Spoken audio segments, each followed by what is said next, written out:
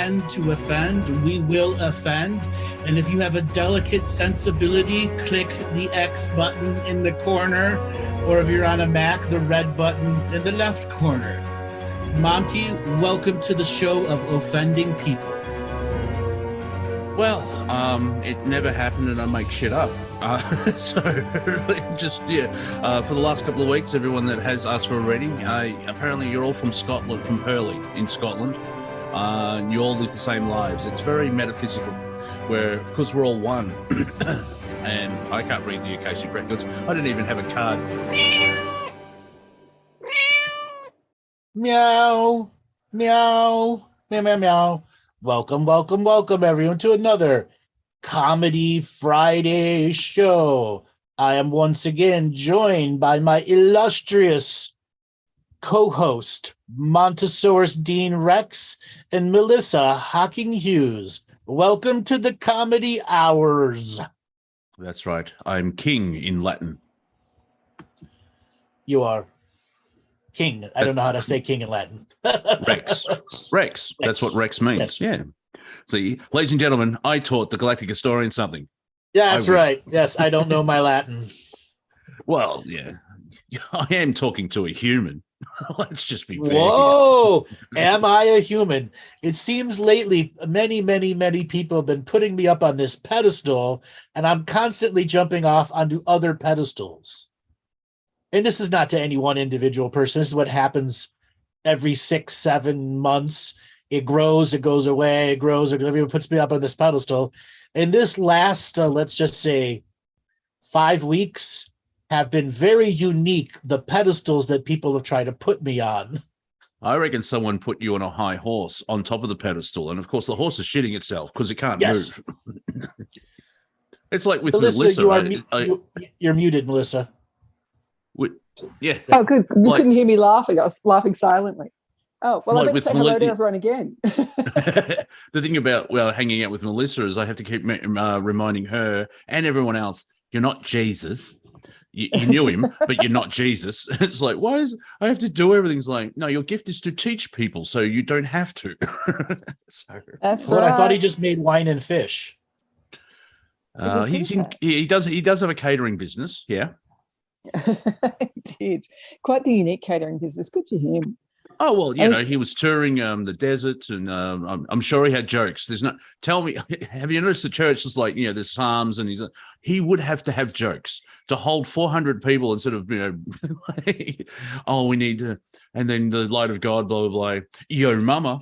He would have jokes. Now, obviously, he wouldn't say your mama, but, local references, Galilee and everything else like that, and catering. There's a great sketch by Rowan Atkinson about that, where he's a reverend and he's doing not a speech, but whatever it is, a sermon, and he turns the premise is that Jesus is like a children's entertainer, and the Lord did make wine out of water, and everyone said, "Gosh, you're good." Do you do children's parties? It's very respectful of the person who's the character of Jesus. So this pedestal that has a high horse on it, that horse is also high because it smoked 3 joints. So it's a high horse. How did you get the horse up there? Well, I had to give it a couple of bongs. Yes.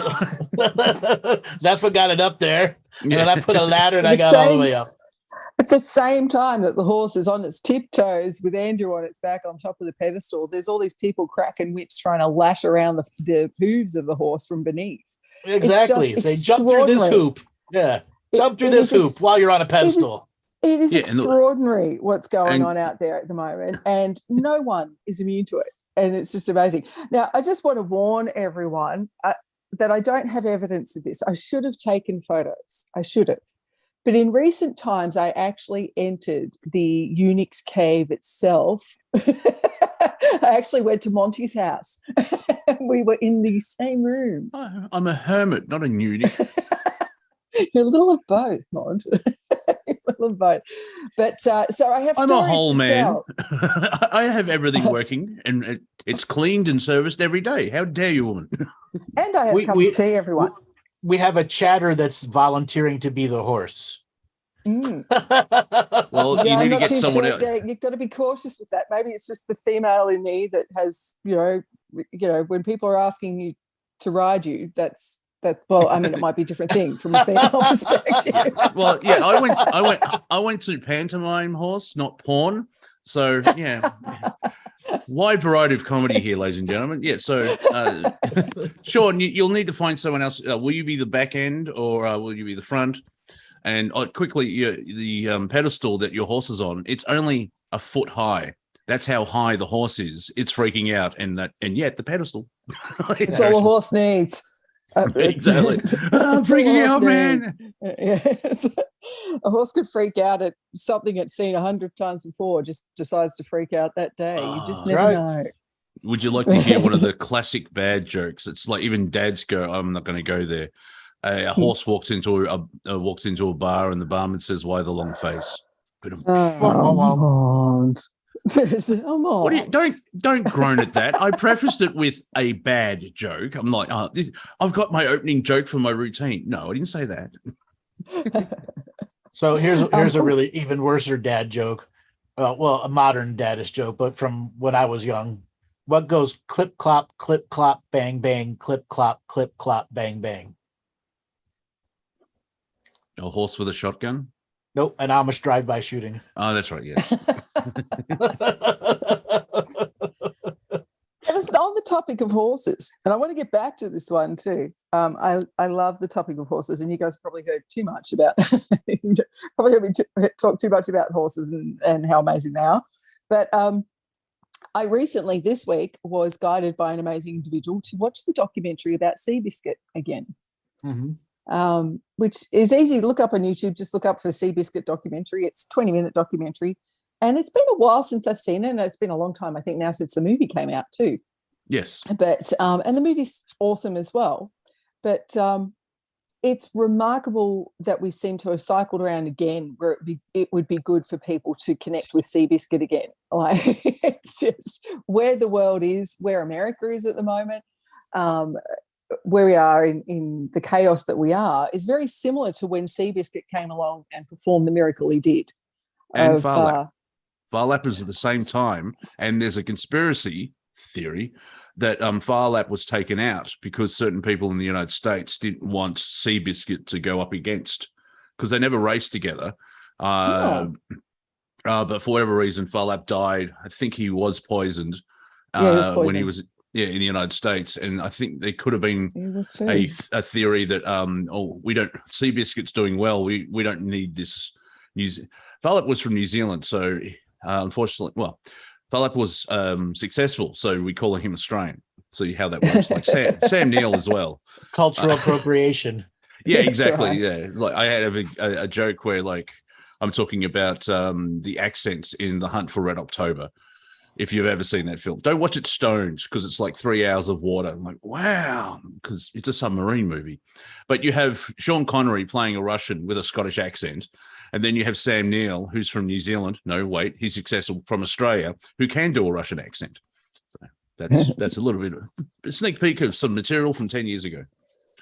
Farlap's, the body of Farlap is being, stuffed, taxidermied.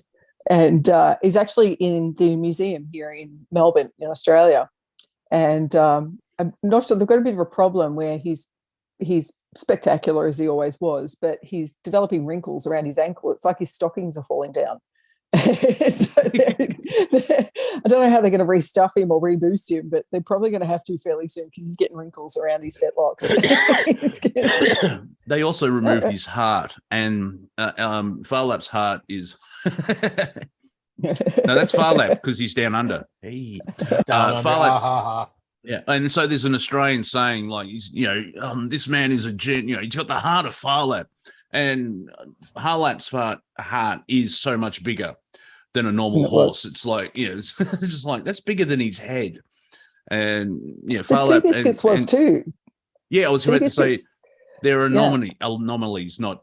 Or people would say freaks, but there's reasons why they ran so. Because even I can't remember the Seabiscuit, but Farlap, he wasn't like Samaria where he came out and peaked and then slowly there was that whole because that normal thing of like in My Fair Lady, like just a dilapidated nag and basically went on and won everything. But similarly, Seabiscuit was Robert, this convo is a nightmare. I have to acknowledge that. That's another bad dad joke. Horse is a mare, nightmare. Love the dad jokes. If any of you have any more dad jokes, put them in the chat room. They're cranking fast at the moment. I asked for it. That's 5 points to Robert. That was really good. Yeah, I shared a meme of it's Leonardo DiCaprio laughing from Django. And if you've seen a small kid who's eating an apple or an orange and he's laughing as well, and the text was, "Mum, are you hungry?" "Me." "No, I'm Brian." And you've got your dad and the son laughing. See, that's dad jokes right there. And people laugh at dad jokes, but I think the age of 40, your humor just slips in. It's just you just have to deal with it. That's how we survive on Earth. So I want to turn this into a little what has happened for the Lionsgate for people out there. And we'll take calls at the end of the show. Tell us what your Lionsgate was like. Couple of shows ago, I gave you predictions, personal meltdowns, all your stuff that you were avoiding was going to come up. And so what was it like for you guys out there in the chat room? If you're listening on YouTube right now, come on and join here in the Zoom room. It's where we're going to take callers later on in the show. Also come and chat. There is no chat on the YouTube side. We want to get everyone to come on to the Zoomy room and have your chats over here. And one thing I want to say is the politics, they go and raid Trump's house and it backfires on them so bad. It's so funny. It's so funny to watch this form of backfiring, because I think about the quote I said to Sean Stone in a 2014 show. It's going to be like the Three Stooges. Mm-hmm. And if in 2014 I told you Trump would be president, you would have laughed me out of the building. Everyone here would have laughed me out of the building. How else can you describe it other than a Three Stooges event? Monty added it's Three Stooges written by Monty Python. Yeah. Yeah. And then on top of that, what is it? 4 days later, Liz Cheney gets yeeted, as the kids would say, lost by 70%.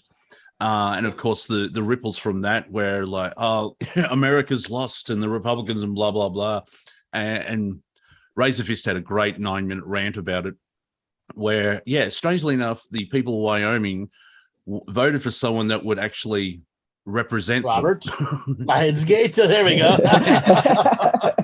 As well as like just Trump existing, he ended the Bush dynasty, the Clinton dynasty, and the Cheney dynasty, all in 5 years politically.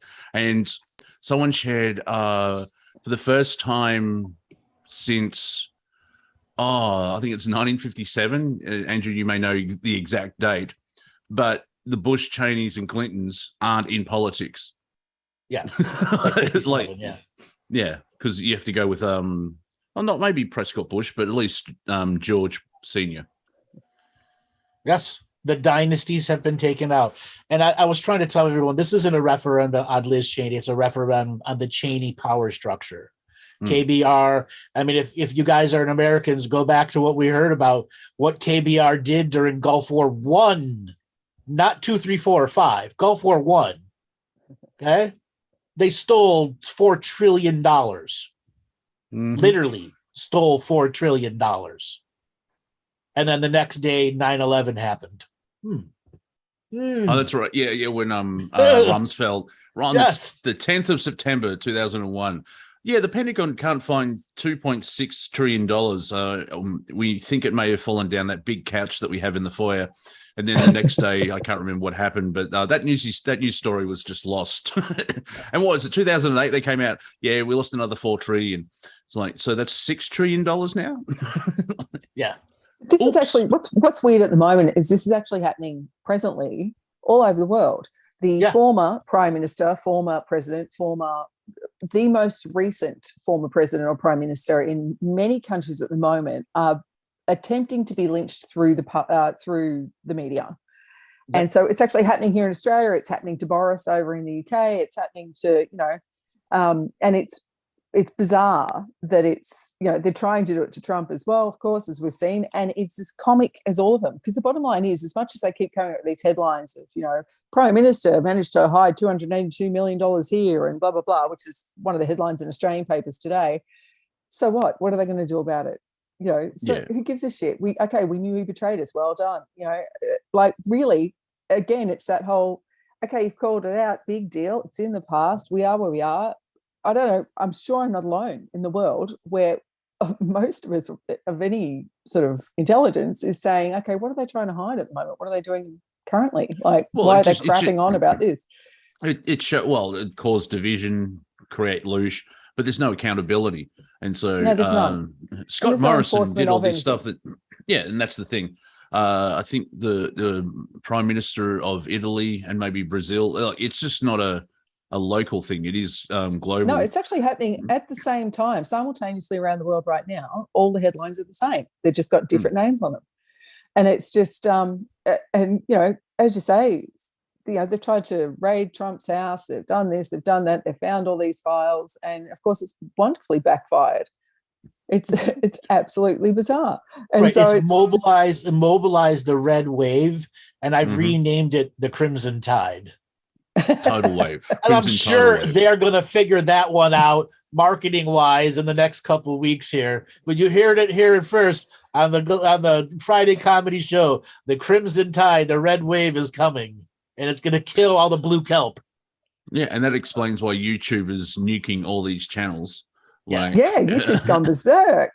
YouTube is going berserk, and as I'm switching everything over to other forums, there's all sorts of wonderful tech things happening. And even as we're coming into the show today, all of us were having tech hiccups in the 11th hour, trying to just get things to work. It's I'm laughing, but at the same time, it's like, oh God, laughing through tears. It's been a hell of a Lionsgate. I mean, we knew that it began prematurely. Yep. We knew that it kicked in really from the new moon prior to it really kicked up. And then over the Lionsgate, it's been amazing. And as we called it out, you particularly, Andrew, called it out a couple of weeks ago, you're going to see a lot of so-called spiritual leaders and self-appointed, a-hole gurus and everyone else that claims to be important getting called out on their integrity. And anyone that's working that field, everyone that I know, even that's coming from a place of integrity most of the time, has copped a smack in the face. I mean, we all have. Andrew and I have. Montez, we all have. And is the mark there anymore? Should be. Andrew and I have copped this massive changeover. And like all things, there's always the beauty of the balance. There's always the dark and the light.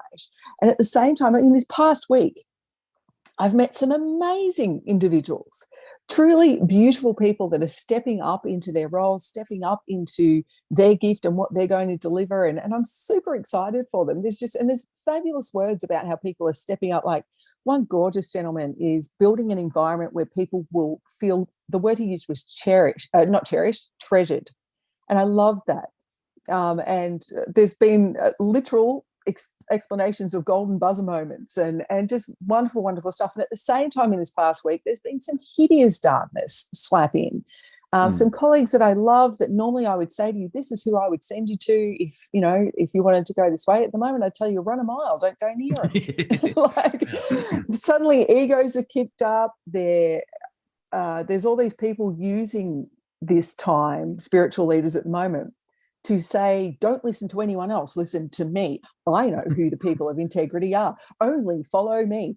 And it's just that's the vanity battle of being relevant on air. And it doesn't matter who you are. If you're talking about makeup, dresses, spirituality, it doesn't matter. Everyone in that entire band that is in the social media engine is getting that in their face. Remember they really are. Remember 2 months ago, that's what the New Zealand government said. Like, we only have the information, so listen to us. We'll tell you the truth. And everyone's like, That's right. right. I One only lesson follow I the got people from that I endorse. the one lesson I only realized yesterday is because it was now I'm talking in my time, so I don't want to confuse everyone, all right? Because fucking time zones.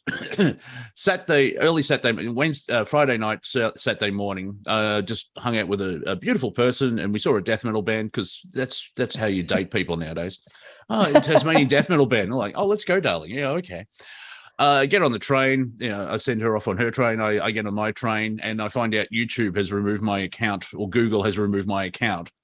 And you know how you have to learn to control your emotions, which means if you feel rage, let it out. Now, obviously, I didn't start shooting everyone on the carriage because I don't have a gun, and that was messy. There's cameras. I basically felt I went from anger, disappointment to rage, but that was only 12 hours. After a sleep, I was a little bit better. Then on the Sunday, like, yeah, okay, whatever. Later on, the next Friday, so last Friday, yesterday, my time. See what I mean? Because it's Friday there. A friend of mine were going to see an improv comedy show. And it's Friday night in Melbourne. Melissa, you know what it's like. There's hardly any parking. He's freaking out, and I'm like, "Yeah, the universe is working. Let's go." I'm not even getting affected by his anger, and it's like, "Look, it's a nightmare." Blah blah blah blah blah blah. And it's like, "Well, why don't you park there?" And there was 2 car spots just 20 meters up the road after he sort of exploded, and that's when I realized I have sort of done the inner work on my anger. Like I can still have rage and everything else like that, but it's very minimal. But I seem to be floating through in that sereneness of reality, because my mind's being taught, it's like, well, just see what happens. Just see what happens. So that was one of my little lessons from it, where, now if I stub my toe, I'll be a yeller and a screamer, and my cat will freak out and run away. But I won't hold on to it for 4 months. Like, I stubbed my toe. Wasn't that in June? Yeah, I'm still holding it on. So that was part of my interesting thing. Like, the universe nudging me forward, let go of the YouTubes, and but that rage, but it dissipated real quickly, and now I feel very serene. Now, that doesn't give anyone. Don't test me in the chat room. As I pointed out, I'm not a higher being. I'm a human. I can whip out the anger card if I want to. That's just it. We are human, and we all are. And of course, the lesson usually drives from a place of ego. Whatever lesson we need to learn. And everyone's copping it. Everyone's copping it in the last few weeks. We're watching people that we never imagined would fall to their ego. And there's one gentleman in particular I'm thinking of that has gone so far up his own clacker, it's just not funny. And the only thing that can send you up that dark and stinky hole in yourself is your own ego. It's the only thing that would drive you up that path. And he's quite full of himself, which is a shame, because I know he'll wake up. I know he'll come back. But at the moment, he had the colonics. He's giving himself a colonic. But he's the amount of drivel he's spitting out, he probably is giving himself a colonic up there. But with what you said, Melissa, I want to add something. So whether we're referring to an individual or the group, if you're a public face, this is the key. If you have anything public facing, whether you're a business, an independent person, you are going to be receiving projections from others, and your ego at times will feed off that projection from a live show or this or that or whatever interaction you're getting. And this is how the ego can hijack your good intention. Because subtly the ego is taking all this projection energy from everyone who's sending energy, putting you up on a pedestal. So key. And once that energy gets in like a boll weevil, it gets in until finally the ego pops out and the choices start to change. Yeah. And I have seen this like flip of an eye, like multiple personality switches. And the person can go from good to ego, good to ego, good to ego, over and over and over again, and they'll never even realize it. Like a boll weevil. I use that word. You guys look up what a boll weevil is. It's what that's destroyed the cotton farms. What I like about like I still have an ego, but I've sort of separated myself from it, and I can control it. Like, we're humans. The way I heard it, someone say an ego is like a not a gas mask, but like a breathing apparatus in a pool of water. You need it to survive on Earth, and part of the 5D is the pool slowly being drained, so you don't really need to have the ego. However, you don't get rid of it because the pool may fill up again. And like for me, the way I found my unique way is like, if my ego starts flipping off and like, oh, what about this? What about, we can do this, we can do this. The other part of me is like, oh, will you be quiet? Sit over there. Go on. I love you. Shut the fuck up. So what we were also saying with these, Melissa, is so many of these people who don't do spiritual hygiene, who have a public facing, it's when they don't do the hygiening, the projections from the audience, the group, whoever's sending the admiration, whether it's a local little small group or a big podcast, that does get into you. And if you don't do the regular cleansing of your field and do the regular work that's stopping the projections at its source, each individual, it will still come at you and still activate the ego when you don't want it to. Mm-hmm. And because it's Lionsgate, it would be a positive experience, depending on the time frame. Yes, Look, if you learn from it and a time frame. Because I remember I watched a show with Andrew, with some wonderful people, Dale and that. What was that? What's that show called? Talking Stick Show with Dale, Maddie, and Laura. Yes, and a gentleman was on there saying it took him 12 months to figure out what the Lionsgate was. Yeah. And that was like, oh, that's good to know, because, you know, in 3 days you go, oh, that's what I learned. But it could be up to 12 months and everything else like that. It may take you 12 months to go, oh, but in the end, it's going to be a positive thing. It depends on how you get through it. And of course, if you learn the lesson, if you don't, it won't be a positive outcome. Right. Yeah. Now, wait a second. I want to take it away from the public-facing spiritual people and the meltdowns that people have had who are not public-facing, just regular Joe workers, family, friends, etc. This the aggression in them too. Right. This is even worse than public-facing people because they don't have an outlet that's bringing them energy that they can siphon off and work of.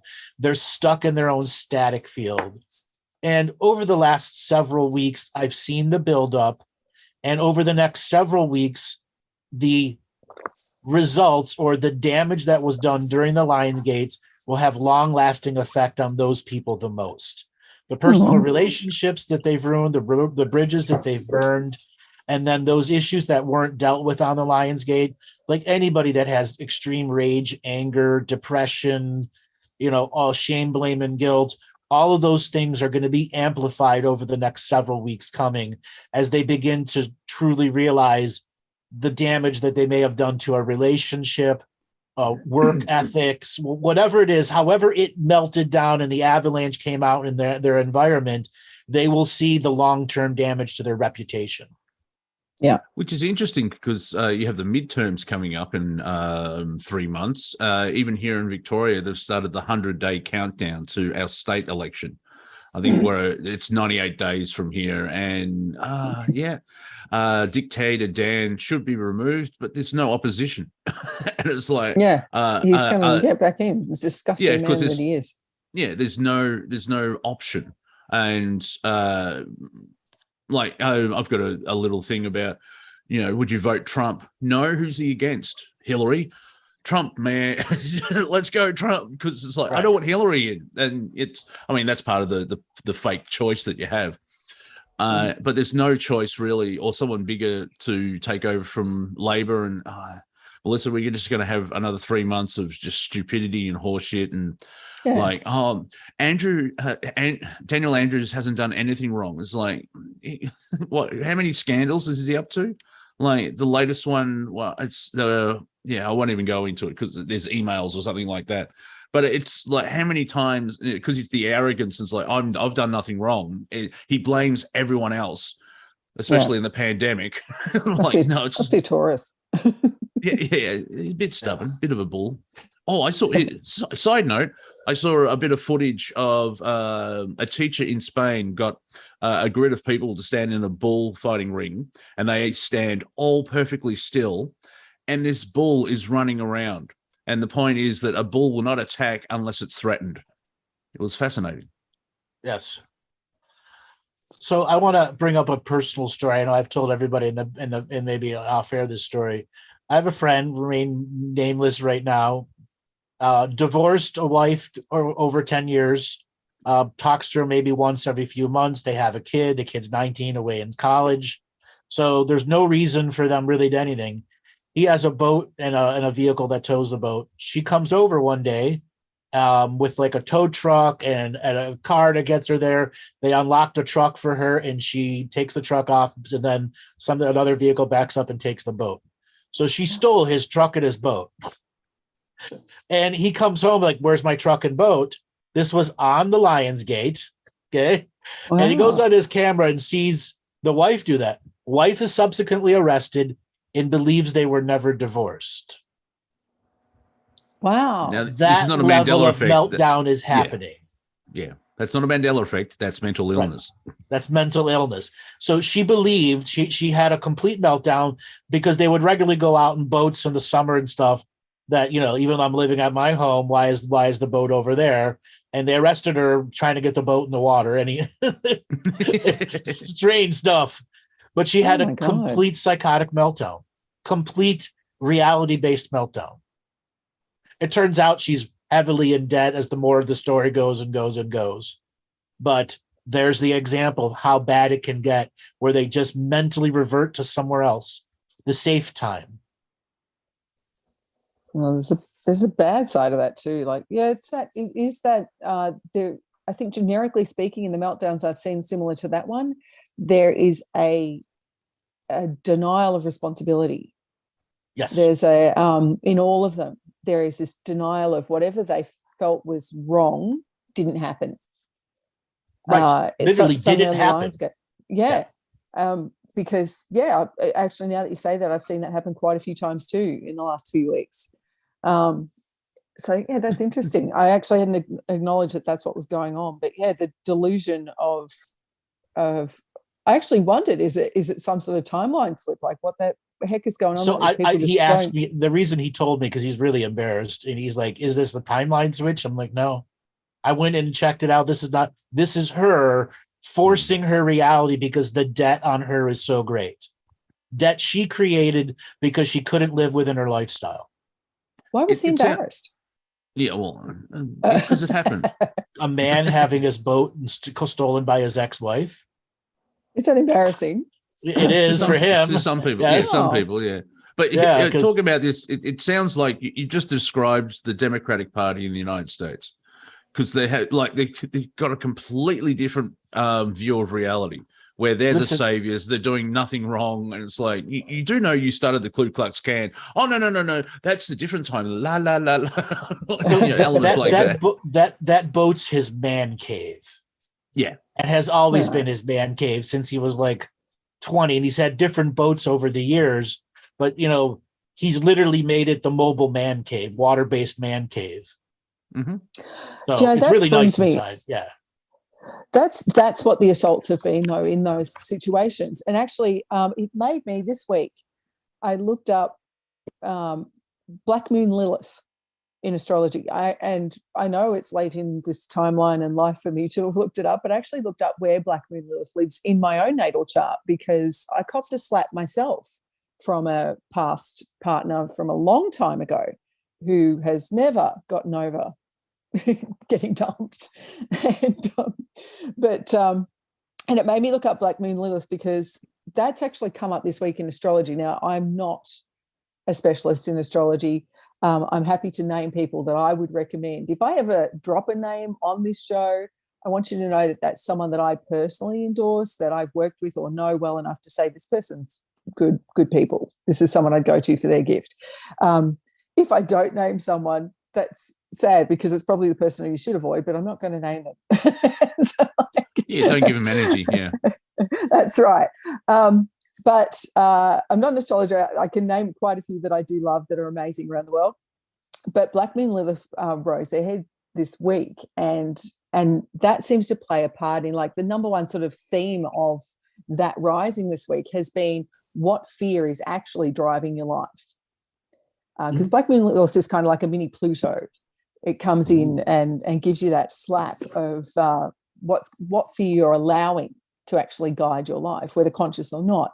And all, when I think about all those situations, Andrew, in those, particularly in partnerships where there's been that reality displacement in one of the parties, that actually would be around that situation about drawing out, like if that's his man cave and that's his greatest solace or his place of home, if you like. Right. Yeah, of course, that's what was targeted.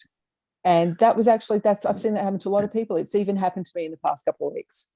So the number one thing. As a hermit, I like this idea of a mobile man cave because you can run away with your cave. Literally, that's what it's like. Like I probably here in Ohio, we can go out from end of May to mid-October, depending on weather.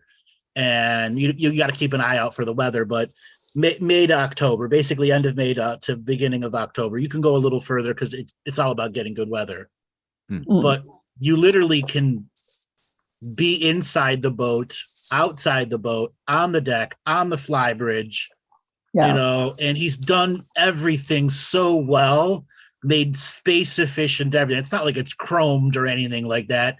It's just meant to have 3, 4, 5 people in very comfortable positions that can easily overnight or 3 nights on that boat. And it's literally a mobile man cave.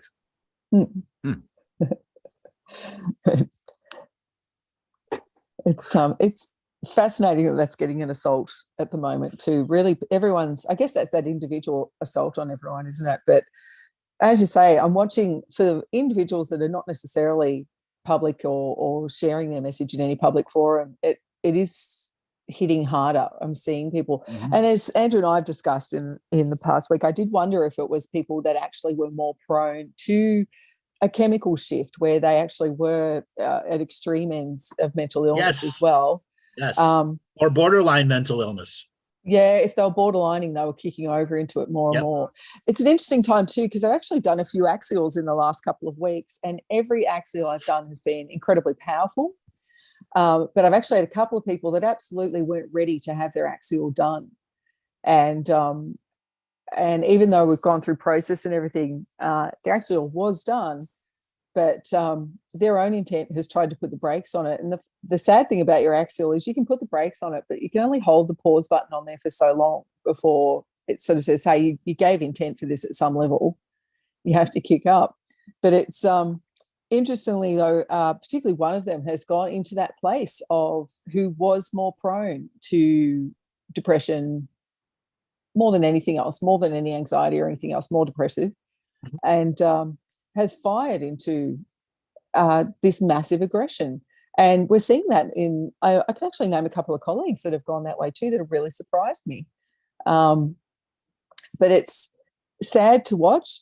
I have to stop myself from stepping in there and helping them without, because they're not going to ask for it. It is their journey. And as teachers and people, we cannot step on their journey. And it's such a sticky eggshells to walk on until you realize I can't walk on their eggshells.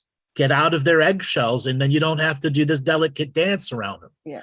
And as soon as you pull out all of that energy that you've invested into that person as a friend, a family member, whatever it is, and you realize you pull that back, that's their journey. It makes it easier for you to deal with as they spiral out of control. Yeah. Yeah, I call it the lovely lesson of being on Earth, the lesson of free will. And it's a lesson, I think I've mentioned when Melissa came to my house in a rare moment and had a cup of tea. It's like you constantly learn that lesson. It comes out in different flavors because it's not like, a spiritual lesson. Oh, I did that was 8. No, it's free will. You have to honor everyone's, on a spiritual level, everyone's decisions. Yeah. But it's at the their same journey, time, it's their karma, it's their contract. But if they're attacking you, there's a way. It's not going down the level, and I'm just burying myself in it. But yeah, it's a free will. It's like, oh, okay, you're doing that. I wish you well. Go away, because it's a shift of frequency, and you have friends, and dare I say, even family members. You walk with them on a path. and then frequencies changes, or they get married or whatever, and then you drift apart. There's a friend of mine who I haven't seen for a decade, but we get in the same room or on a call, and bang, it's straight to the same high school connection of comedy and everything else like that. May not see him for another 15 years. Because he's not getting married is not a bad thing, because married couples can have friends and everything else like that. I'm just using an example for whatever reason. Things happen and people change and whatever. Because I'm doing the improv course, it's when you go on stage, you're given a premise or a word, and then you build the scene with the other player. And if the scene goes for 3 minutes, at the end of the scene, where you've worked it out, you don't know the plot to it until you turn around and see what you created during that 3 minutes. It's like you carve a path in the forest. You have no idea where you're going till the end, and at the end it's like, oh, we started there and here we are. And then you turn around and then you see the plot unfold in retrospect. You don't see it as it is actually being created, because you're focusing on, I mean, there is storycraft and so on and so forth, but that's the basic premise. Whereas you try and make a good story, everyone is trying to make everyone else look better, and you hopefully get jokes. And then the scene naturally ends because you've got to the end of the plot, which the only way you know that is you have to do the scene, then you turn around and have a life review of the scene. Like, oh, bang, bang, bang, bang. And you said that, and where are we going? Like, yeah. And it's interesting if you watch enough improv, like say, Whose Line Is That Anyway? There's this whole thing of getting out of the way and just letting that comic spirit or creator come in. Well, I can say this because we're spiritual. It's like, and if you don't want to, like, even the mind puts forward. There is moments where a player on the stage says something, and the other player looks at him, and it's like Ryan Stiles does it. It's like, I don't know, like, where did that come from? That's the fun part of improv.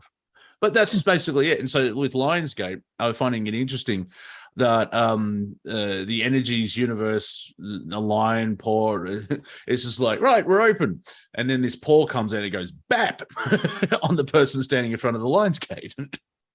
Yeah, get out of the way. You're blocking the gate. I've got I've got thousands of people to deal with, mate. Like, pick a side, right? Like, you're coming in, are you moving across?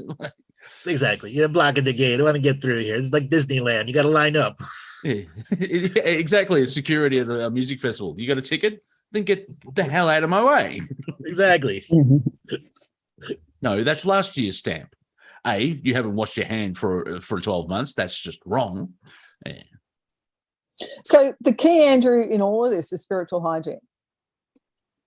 As this is all without trying to make it cookie cutter. Yes, it's individualized for everyone. If you like your eggs scrambled over easy, that's your choice of how the eggs are served. And if you don't like eggs, it's oatmeal. But it's generally, what is your hygiene to yourself and what are your practice to yourself, knowing how your life is. Meaning, if you're a person that's got a shitty job, you should be doing spiritual practices of cleanliness because you know your job is shitty and you don't want those emotions to come home with you. If you're a publicly facing person, there are public revocations and things for you to do to clear out the projections on you. Let's just say you're somebody in mid-level corporate, but you still got 50, 60, 70 eyes on you. That's the same as being a public-facing personality, and you got to take care of not only your own personal shit, but the projections that are coming at you. Then you be a woman in business and the sexual projections that are coming on you, whether you're a musician, all those things. You've got to individualize how your reality works. Now, a lot of people have a tough time looking at their reality and seeing the obvious right away. My job, there's 50 eyes on me. My job, there's 3 eyes on me. You know, just by going, how many eyes are on me? Every one of those is a projection. Yeah. And you got to amalgamate them into one form of a language, meaning anything coming at me that's not from my generated internally. And you got to put those into the spiritual hygiene lens of perception and create those tools, whether it's guided meditation, sun gazing, that purifies your energy. Yeah, I sort of got that when I was DJing. It's fascinating where I would just turn up, have some beers and bounce around like a moron in a good way while playing music and making people get on the dance floor and, you know, floor fillers and everything else like that. It's not projection towards me, but people would they would create my entire life in their mind.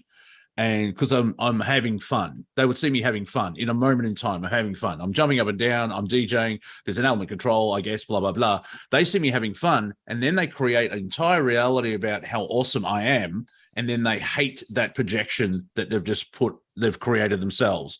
Even though I usually go home by myself to my cat, and my cat's like, "What are you doing here?" You know, it's completely, you know, hermit life and everything else. But but it's what I'm getting at is, people see something, and then I'm sure you've had it as well. It's like, well, you've got all these powers, or you're looking fantastic. Then they build a whole storyline around you and scenario. It's like, well, they must be seeing everybody, and they talk to Buddha, and they go home with hot chicks all the time. That's me, by the way, the DJ. Hot chick is his cat. Yeah. Well, there's a pussy joke. There's a pussy joke in there, but let's move on. And they create this crap in their head, and then they react to the fantasy in their head, and then it's projected at you. Yeah. It's like they project a false life, and they hate that, and then you just get the basic the energy of the emotion that they've created in their head. Right. So somebody in the chat room said, wait, why not simply reflect and reject? Well, it's not that simple when it's a projection that's created in someone's head that has their belief energy beyond it. Just reflecting sends it back to them. They'll never learn anything from it. That's why you got to go to the source and inform the source. It's cut off. It no longer has a channel to you. It can't create a portal anywhere in your frequency and field. Yeah, because there's be an element of feeding by reflecting it back. You're adding energy to it, even if it's minute, right? And it would just be a closed circuit, and they'll just, and then all of a sudden, 8 months later, a guy comes up and says, "I fucking hate you," and it's like, why? Yeah. Reasons. I've never met you. I feel like Thanos and the Scarlet Witch. You've took everything from me. I have no idea who you are. Yeah. So a lot of times I say I make the statement about what the true source of an energy is. You have to know sourcing and what's coming at you. And then the next thing is how you deal with it. Because if you store any charge and polarity, that gives them battle space. The That's reflect right. and reject is still storing a bit of their energy because you're allowing it through. Because somebody was just saying they're having a great learning mode. Here's more to the learning. Why we neutralize the portal itself, and we neutralize any charge and polarity for any future argument. By doing that is where you ultimately get to the core of spiritual hygiene. You control your reality, what comes in and out. No more, people can no more use your reality like a credit card. Unfortunately, friends and families do that too all the time, and they charge, bounce checks off of our soul. Yeah. Okay? Yeah, I've noticed. Well, my family's not that bad, but I've noticed, like, me and my mum, we're advanced quite well. Having Melissa there helps. Like, because of you, Melissa, my mum actually listens to what I'm saying. May ignore 80% of it. I don't care. In that, well, I do care, but it's not a major factor. It's that she listens, and then she go, oh, "Okay, that's what you're saying." But instead of like, no, I've forgotten what I was going to say now. Crap. Anyway, Family's not that bad. The credit card on the reality. It'll come back to me about 4 minutes when it'll be totally out of context, as it usually does. I'm having a Planet Collingwood moment. What? What? It's the deficit of being intelligent, Mont. Your head just went too fast for you. Yes. The lazy Time Lord is like, there's a thought. This is stamped 3 weeks ago. Well, I'm sorry. For those interested, I did see Scoffy too when I dropped into Monty's cave. It's and Monty still won't tell me what she said. She does the Scoffy thing. She couldn't stay away from me, didn't want to see me, couldn't stay away from me, and then decided to honour us both with a jumping on top of a speaker between the two of us and washing her butt, which was, the old, I call it the flagpole, where the leg goes up. Yeah. And it's like, and I honor you both by licking my butthole. yeah, she was very great. She was in with her presence, but wanted a session but didn't want to be there. Wanted to show me how tough she was because she was chatting to a birdie through the glass. And then did the old flagpole on top of a speaker so that she could just let us know who's in charge. All hail scoff jobs. Not scoff. But sure enough, even while I was there, Monty got up at least 2 or 3 times to let her in and out of the house. She really does will live. Yeah. And finally, people are realizing, like, I've been on calls with Andrew. It's like, is that Scoffy? Yes, every day. Oh, I thought you were no. This is a reality for me. That's who she is. Good old Scott. But I keep telling him to record this stuff and make billions off of his cat. No, I'm going to be a lazy time lord, not record my cat. You could so easily make a fortune from her. Just to get her up there on TikTok. While you say like, oh, I'm an Instagrammer, it's like influencer. No, I'm a documentary maker about my cat. That doesn't appeal to me. Walking around just following, do something. But she's actually a really distinct looking cat. She's got some of the biggest eyes you've ever seen in a pretty cat's face. Like, because she's a tabby, she's got an M on her forehead. Yes, she has. And she's thank you very much. Yes. And for Monty and for Mel, she just loves us. But she's got no, you definitely should you should film her and how she controls you. She's hysterical. But she's a classic too, the way that she does talk and what she talks about. And she has such utter beautifully feline disdain, like that cat disdain of what was I thinking? Yeah, no, there's an element of like how we talk about, I want to see my soul contract. Why is this happening? I've got the occasion of like, yeah, I love you, you big pillock. Get out of my way. I want to go outside now. I want to come inside now. I want to go outside now. I want to come inside now. Quiet purr, loud meow. That's the wonder of scoff chops. Well, people in the chat room saying they would watch your cat videos. Yeah, they would. And you wouldn't be a cat documentary. You only need to get a couple things that are just the things she does every day. Yeah. We can see the no above your head. It requires energy, but it's but yeah, she's you could make a fortune off her, Mont. She's a classic. There really is no cat quite like her. No. Like, she meows, I want affection, but I think she was traumatized at a very young age by a 5-year-old, so she doesn't like hugs. And then sometimes she does, like, all right. It's that wonderful cat or the feline thing of whatever. Very Gen X. It's great. See, your cat so well, you are already talking for her. See, all you got to do is just put captions above her head. What is she really saying? And be funny. Yes. But you got to get you need to get video of her because she's not even skittish. She's a snob. Yes, it's not a fear thing. It's just I have absolutely no time for you.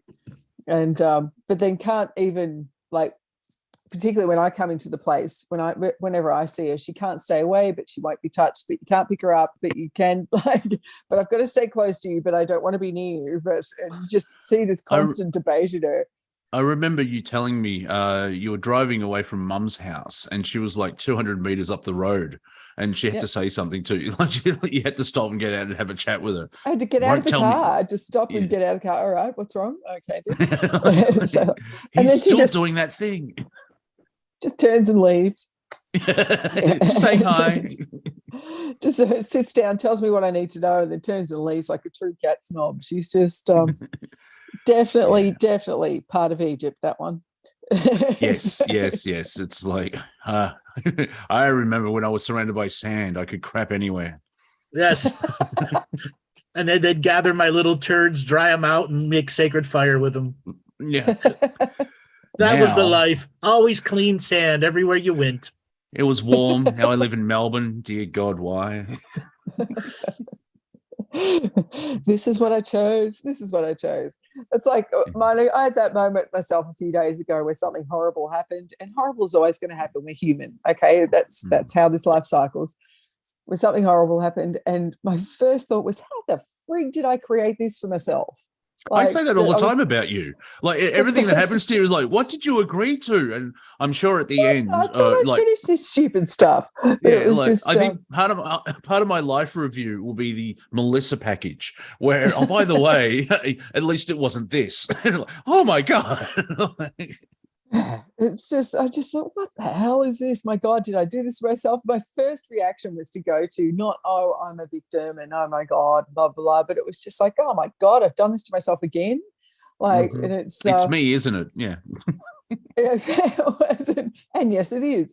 But it was just, but yeah, I was just, and I was furious with myself. It took me, for me, Mont, with the whole, you know, how you're saying, you know, you had a sleep, you felt better and everything after you hit that rage point. Where I was angry at myself, particularly for that one, something that big, I need about 36 to 48 hours before I will let myself respond. Otherwise, I just can't respond. And I just create more work for myself. Yeah, as you teach in your courses about emotion is the lowest form of communication. However, if you become a master of your emotions, and I think you add to it, or I usually step in, it's like, that does mean feeling everything. Like if you're feeling rage, find a way of letting it, even if it's a slow drip, or letting the floodgates go, and hopefully you don't destroy all your belongings. But if you ignore it, and here's a good question for the panel. Like when they have that emotion, it's like a timestamp. If you don't deal with the emotion of the now, because for whatever reason, my grandmother wouldn't talk to her sister because something happened in 1935. And so by not transmitting that energy, is that like a timestamp in the time stream, because they haven't dealt with it and they still feel it, and it takes them back, you know, energetically, not totally conscious, but there's a link to that moment and they have to let it go. Does that make any sense at all? Yes, as a question, right? Yeah, because it's like you're holding, you know, like my brother has an issue with my father because of something he said in 2008. Like, really? Let it go. Like, that brings up the whole topic of the whole forgiveness thing, and I've this whole life I've debated about forgiveness and how it's lectured to us that we should forgive, and we, you know, because bear in mind I was brought up in strict churches and was locked away in a very strict Catholic school and all that sort of stuff, so you can imagine that I've been fully exposed to the hypocrisy. But the whole forgiveness thing is an issue that I often debate about. I really think the only person, similarly to the only person that you can ever really hope to heal is yourself. And similarly, the only person you should look to forgive is yourself. Right. I don't think forgiving anyone else, forgive yourself for where you were, forgive yourself for your reactions. But yeah, the whole forgiveness thing, I'm trying to remember the lady's name, and she is good value. But there's a fantastic pastor who's, I think she's based over in Chicago. I can't remember her second phase of her surname. It's Nadia Boltz something. It's BOLZ hyphenated with something. I'm really sorry that I can't remember her name, but she's a terrific chick. And she's she did a clip about what forgiveness is and described it the best way I've ever heard it. She's, you know, she's one of those fabulous pastors that's, you know, covered in tattoos and stuff. She's awesome. And she talks about the fact that forgiving someone is you're taking the bolt cutters to the hold that they have on you. It's not turning yourself into the doormat. It's not turning yourself into the, oh, yes, you can do that whenever you like. The whole Jesus, turn the other cheek. I'll guarantee when he turned the cheek, he dodged the next hit. He was not going to let someone smack him. He just wasn't going to let them have that hold on him. Right. And that's what forgiveness actually is. Forgiveness is a tool for the self, not for them. You're never going to hear, if someone's done something really foul, something really abhorrent to you or to those you love or whatever, you're not going to hear, there's no time you're going to hear an apology that's going to satisfy you. Not this lifetime. Not this lifetime. And if you do it, it's because it's on a death's door. And even still, you can forgive but not forget. Right. I was Forgive, going to but not say, forget. that's them. I've forgiven friends, but I've never seen them again.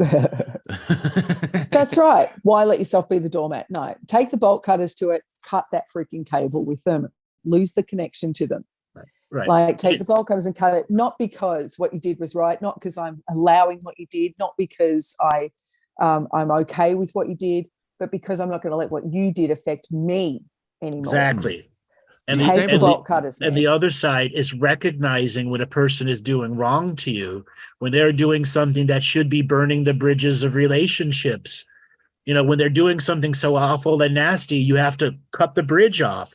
Energy That's right. form of energy exchangement, and keep that wall of reject and reflect, but understand behind it, you can never let that energy in. And then the internal forgiveness journey is getting at the core of how much trust you've really given this person and the damage that they've done to that trust. So once again, that inner work, because one of the things I like to say is start with 1 month of blanket forgiveness of only yourself, nothing external, nothing that was done to you, anything that's been done to you in your life, forgive yourself of that. Start with 1 month of that, and you'll understand how the projections of the external feed our internal demons. Okay. Well, and once you starve them out and actively work on taking away their iron grip and that bolt cutter energy, is when you can begin to realize how much your creativity has been supplanted by their energy. That's right. That's exactly it. Your creativity's been absolutely smothered. It's been dimmed by maintaining that connection. Tina, I think I saw Tina actually in the chat room. There's a lot going on. It's a lot speeding past you, saying that she always blames herself first. No, Tina, it's not a matter of blame. You can own it. You can, as I did this week, as you heard me say, you can say, damn, did I create that? But I'm not blaming myself. I'm not going, oh, you stupid bitch. Well, you do that a little bit, but it's more like going back and actually saying, okay, what can I create to balance this? It's looking ahead, not looking behind you. Don't go to blame. Don't do that to yourself.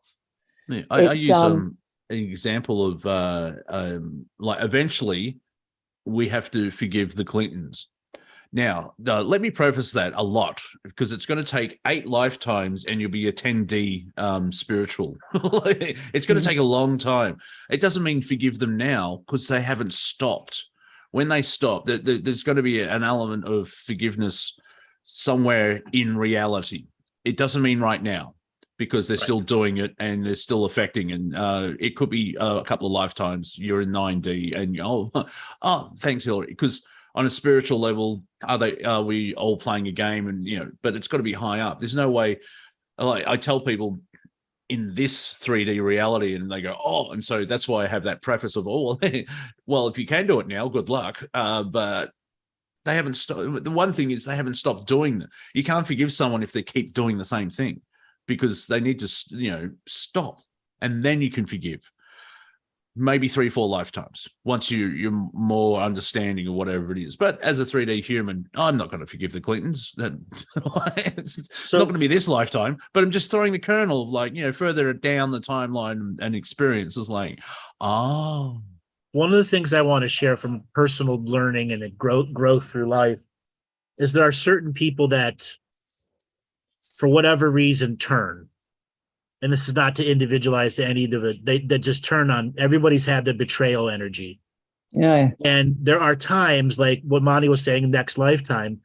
In my personal life, and because I have a vision, I'm saying we're done this lifetime. And if you ever hear me say see you next lifetime, it's because we're done. But I would have this vision into their life review about that energy, which made me hold on to one more ray of hope that before the life review, that person would do it. And it was something that, because my skill was so refined, I had to break the precognitives building of that structure and that energy, because it was blocking some of the energy that I needed to let go.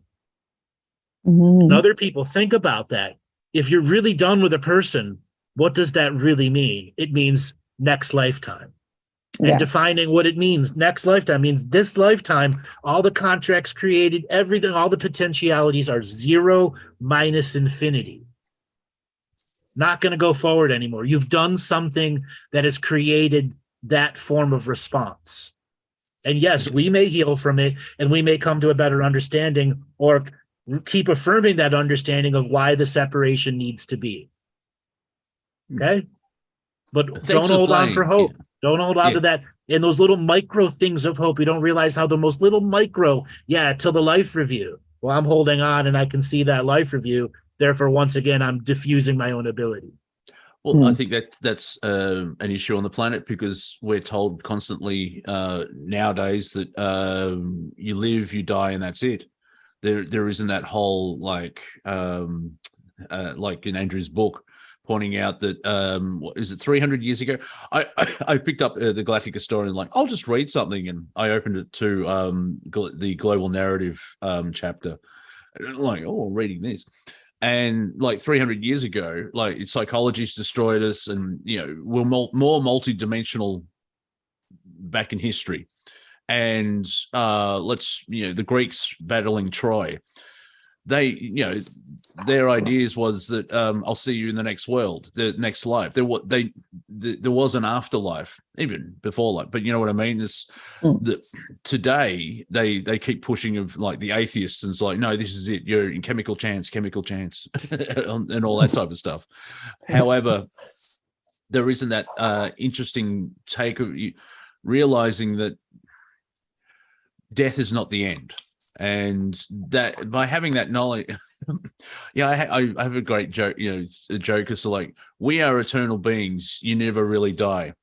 Come back in 6 months when you figure that out, because it takes a while to actually understand that fully. Of like, well, now obviously you don't want to go and just walk in front of a bus, because there's a gift of living in this now in your meat suit. But having that kind of knowledge, even in the back of the mind, was like, well, okay, well, you are beautiful friends, and we've had problems, and there was betrayal. See you in the next life. I'll see you in the next world. And it's not a form of kicking the can down the road, is it? It's the story that you both created during the life planning in the womb 10,000 years ago. It's like, okay, we'll learn this, and okay, let's add karma to it as well. Is there karma resolution from past lives? Sometimes, not all the time, but because like, in the life review, it's like, oh, Simon did this. Yeah, that was a bit of a pricker thing to do. It's like, yeah, but you should have seen what you did to him when you were a Viking 300 years ago. Oh, yes. Yeah, all right. Yeah, fair enough. So I want to talk about cultural icons for a second. So who was the movie star that just died? Fuck. Anne Heche. Anne Heche. Okay. So she doesn't really fit onto the cultural icon level other than one big movie she started and then disappeared. But there are other ones. So today was the big court case for the basketball player. What the hell was his name? Kobe Bryant. And the wife testified in front of it, and Hollywood's going crazy with it. So we have the dead icon being reborn through media again. And what is an icon? A cultural icon. I want you to get both Monty and Melissa to comment on what cultural icons are. Oh, like a household name. They're a character in your life. Oh, are we keeping it that simple? No, I'm a simple man. Yeah, no, you can. This is where you share your experience. It's an anchoring of a large scale of, if you like, an anchoring of large scale of projections, which is a weird way to put it. But given where we are at the moment and what's happening at the moment, that's probably a good way of saying it.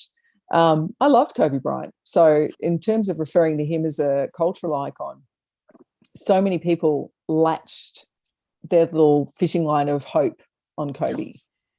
And so to me, that's your cultural icon. It's the people that are hooking in with some degree of hope or desire. An example of, not necessarily an example, it's actually a projection of what they want in themselves, of themselves, for themselves. And so culturally, particularly culturally, because I was going to say that too about forgiveness and where you can accidentally keep, that little nugget of connection where you probably shouldn't, is because of cultural expectation particularly if it's someone that's close to you or someone that's in your immediate family or someone that you're obligated to. That's your sister, that's your brother. You should, come on, you should do this for the family. And absolutely, it's usually that person that has such a strong karmic connection to you in this life that probably is the person you need to go, done for this life. If that's the person that keeps putting the blade in your back. Yeah. And so there's also an element of, like, with an icon, there's an element of, as I said, like example, and I'll use my example of an example, the 4-minute mile, which was broken in the 50s by Roger Bannister, where up until in modern history, no one could run a mile in less than 4 minutes. And he finally broke through, and I think 3 minutes and 58 seconds. And ever since then, because this is how humans work, oh, he can do it, I can do that. And people have been breaking 4-minute miles ever since because they saw it actually happen. So with cultural icons now being defined, we're going to be seeing a breaking of our cultural icons. Yeah, Johnny Depp, Will Smith, and they're trying to demonize Kobe Bryant, and he wasn't even flying the helicopter. Okay? He was a passenger, and they're trying to blame him for doing it. Okay, so there's all sorts of things coming up. That? This is conspiracy theory since day one, going through Hollywood, that somebody actually shot it down with a missile. I mean, it's crazy, the conspiracy theories that are around it. Okay, even worse. Now, with the breaking of our cultural icons, what damage does that do to the mind and the soul? Like when Jimi Hendrix died, the people of that era mourned his loss. John Lennon, JFK. Robin Williams. Yep. Yeah. Even like JFK wasn't 100% awesome, and you can see I've heard people go through the list of all the stuff he did badly. I'm like, yeah, but still getting his head blown off in public's not really in the moment that he died, and in the 24 hours or 24 to 48 hours after it, the entire nation was wrong. The entire world. And I'll give you an example of how Doctor Who's first episode, this is my Doctor Who reference for the show, it actually debuted the day after Kennedy was shot. And the producer, Verity Lambert, said, I want to repeat the first episode because everyone was in grief and shock because of JFK. And so the second Doctor Who episode ever was a repeat. But it rocked the world. Yeah. And it's that power of emotion where the word that I say with emotion, it's not that you have to control emotion. It's about learning to manage it. It's a management, not a control, not a directive. And experiencing emotion is critical, just as it's critical, it's the critical part of being human. That's what we're here for. That's why ego lives with us and always will as a human, because it's part of the lesson of what we came to. But with that grief, it was a global effect that rocked everyone with JFK, and the loss of that icon was the loss of one of the very core bases we require as a human being, as part of the human race, which is security. Suddenly security's gone. Suddenly the little fishing line you had connected to him has been snipped. And it's security that gets interrupted, the very roots and the anchor of where you are. It's similar, and there's probably enough people on either are old enough to experience this. If you lose your mum or your dad, you lose a parent. I'm known for saying this, I'm sorry if you're hearing me repeat myself. There are two experiences in being human where you're never more basely earthbound and human. One is in the process of giving birth, and the other is in losing a parent because of the karma of it. Relationship with a parent's always karmic. When you lose a parent, it's a very strange sensation. It's like you've lost your anchor. It is like you've lost the buffer in front of you that kept you safe, even though you may have had a very bad parent, a very abusive parent. It's still that you've lost the buffer in front of you that was like the harness that was keeping you on the roller coaster. It's a very strange sensation. It's a profound loss, very unique one when you lose a parent. And that mourning energy, when, let's say, like the loss of George Carlin, another big thing that happened because all the comedians started speaking about him. Let's say, who was the singer that died? Amy Winehouse. Worldwide reaction to it. but not as big as Jimi Hendrix, not as big as the other ones. Who in our modern public celebrity figure is as big as the Beatles? Elvis. He's dead. Yeah, I know that. Allegedly, yeah. Well, Oh, you well mean actually, now at the moment? even if No one. you know, if Elvis didn't Queen? die, he'd be dead now. Beyonce? But yeah, yeah. Beyonce and the Queen are the two, but they're nowhere near the level of the Beatles. Nowhere near that worldwide penetration. Yeah, that was sort of the Beatles mania. They were the first boy band. And it's just a timing issue because from their experience, you also got Rolling Stones, but that's a different rivalry, blah, blah, blah. But the achievements that the Beatles did in just 10 years of recording, they came out in 63. I think their first album came out. Yep. And they were mobbed everywhere. They changed live performance because you couldn't hear them because there was... You watch old stuff, old recordings, and you have to filter out the tens of thousands of girls screaming at high pitch. And it is a sign of the time because before then, say Frank Sinatra, he didn't have the same numbers. Now, a decade later in the 70s, I think Led Zeppelin probably got a little bit bigger than the Beatles. Because when Donald Trump right now, the way I describe it, where Donald Trump does his speaking tour, he's getting Led Zeppelin numbers. 50,000 people turn up to see Donald Trump. But that's because that's what Zeppelin did. And that's in the 70s because you didn't have the internet. There was hardly any recordings. How many people's hearts broke when the Beatles says, oh, we're going to stop touring now? And that was 65, 66. And so half their career, they were just recording artists and they would do television events because they realized they could just send the film out to the world and they could stay home in their mansions. I do have a side question for the Galactic Historian. And with humans dealing with emotion and becoming masters of emotion, what happens when we leave the planet, when we graduate this experiment? How does being a humanoid with this level of emotional mastery, how will that impact the galaxy and universe? Because we exist. So first thing to understand is that journey into emotional mastery starts with impulse control. And there are some impulses in the human body, be it spiritual impulse, chemical impulse, that can become so strong, so fast, you can't resist. And sometimes they're attached to a reality-based subject matter, and sometimes it's a chemical unawareness process. You have total impulse control over the body. That means you can begin to change and morph the body in weeks instead of years. So weight loss, emotional depressionism, all that goes away and the journey to the mastery process. Once emotions are controlled, it's an experience we allow ourselves to have to enrich in the experience. And yes, impulse control will come into challenge there, meaning some things can happen during the allowance of emotions in specific situations that can, like I said, vitalize and make the experience more powerful. That is magic.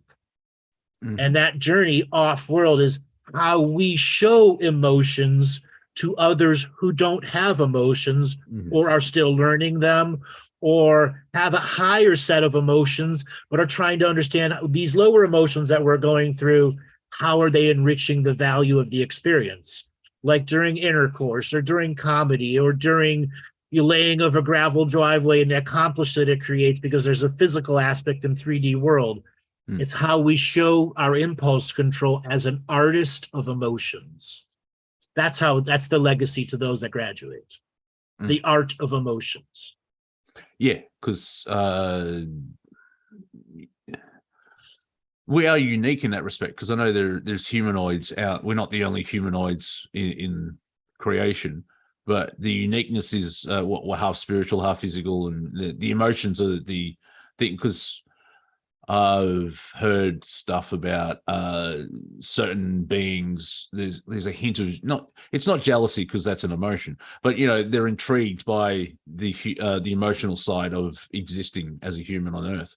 Right, because they don't understand the non-psychic connection and the guesswork that has to be done, and then the journey into the trusting of the guesswork that it's not guesswork. Yeah. They're trying to see how the emotions affect the internal dialogue, because they don't generally have an internal dialogue with their emotions. We grew up on having internal dialogue with our emotions. Yeah. I'll give 2 examples. Like, people, look, especially male geeks, you don't cry. It's like, well, okay, watch the end of Avengers Endgame and watch Tony Stark defeat Thanos and then die, as well as going before that, 1984, the search, no, what is it, Khan? Whenever Spock dies with Captain Kirk, they're separated by glass, and that was a heart-wrenching as well. And it's like, well, why are you laughing at that? I mean, why are you crying at that? Because it's Spock. And then, I can sort of see where off-worlders would be intrigued of like, why is this? I can't think of, apart from people dying, I can't think of something else. Mind you, if you can help me out with an example where something is so emotional, you're actually crying, but it's not a sad response. I'm sure that freaks people. It's like, hang on, why are you crying? The off-worlders. Weddings. Yeah. Why are you crying? This is a joyous occasion. It's like, exactly. That would sort of, on a base level, if they don't know too much about it, it's like, usually crying means sad, but you're crying at a wedding. It's like, yeah, but they're starting a new life. And I remember, the room is full of joy, but you're crying. Shut up. It's the human response. Well, no, usually I think there is a Chinese proverb that I'm going to, I apologize now, I'm going to bastardize it a bit, but there's, sometimes the emotion is so rich it flows from the eyes. Yes. Good or bad. And it's okay. Usually have you ever started crying? Ever had crying and laughter? A release. Yeah. You ever had crying and laughter at the same time? Yes. We call it pissing yourselves. Sometimes a little bit of a wee does come out. You're laughing so much. Okay. But no, crying and laughing at the same time is a really lovely crossover. Someone said that a few days ago, someone told me it was impossible to do. And I'm thinking, how many times have I seen someone, what's an iconic movie? Oh, there's an iconic movie. How about the scene in Steel Magnolias where they're at the graveside? And seriously, if you're not bawling your eyes out at that, because Sally Field, I don't know whether she won awards or stuff, it's not my thing, but she should have, because she was freaking awesome. You bawl your eyes out and then you crack up laughing while you're bawling your eyes out. I mean, it's a brilliantly done piece. Right. So, sorry, chick flick, but yeah. But still, that happens at wakes where at the funeral, you can't really do much laughter. But at the wake, when you're talking about the person that's passed on, and it's like, I remember when Dave did this, and people are laughing for 10 minutes because Dave was a dickhead for doing something. And it's remembering them. And it's an element of part of the mourning process is like you're remembering. It's an element of loss, but you're remembering a fantastic, joyful moment of their life, and they're laughing. And I'm sure they're pissing themselves, in the astral, standing there going, "Yeah, I was a bit of a dick," but I mean, I met my wife out of it. Another uniquely shared experience that a lot of humans has, like for those that have been in English school, American school, study hall. I don't know about other countries. Basically, you have one class, 40-minute period where everyone's just studying and it's all quiet. Somebody inevitably farts and everyone laughs. It just goes around the room like the wave in the stadium, the infectiousness of laughter and what's it doing chemically and spiritually in that moment.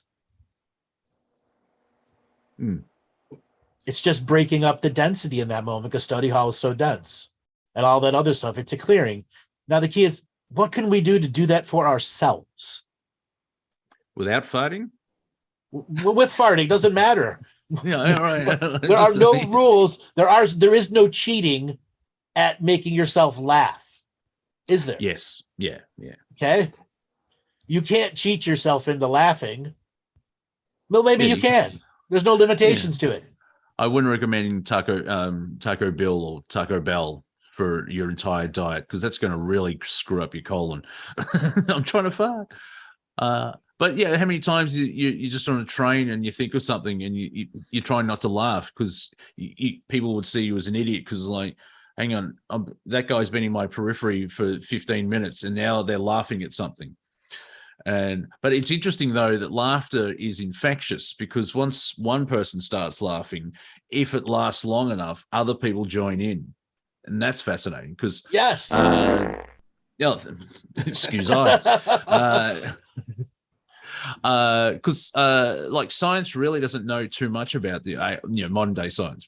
Modern day science doesn't know much about anything, but the sleep still confounds them, and laughter still confounds them as well.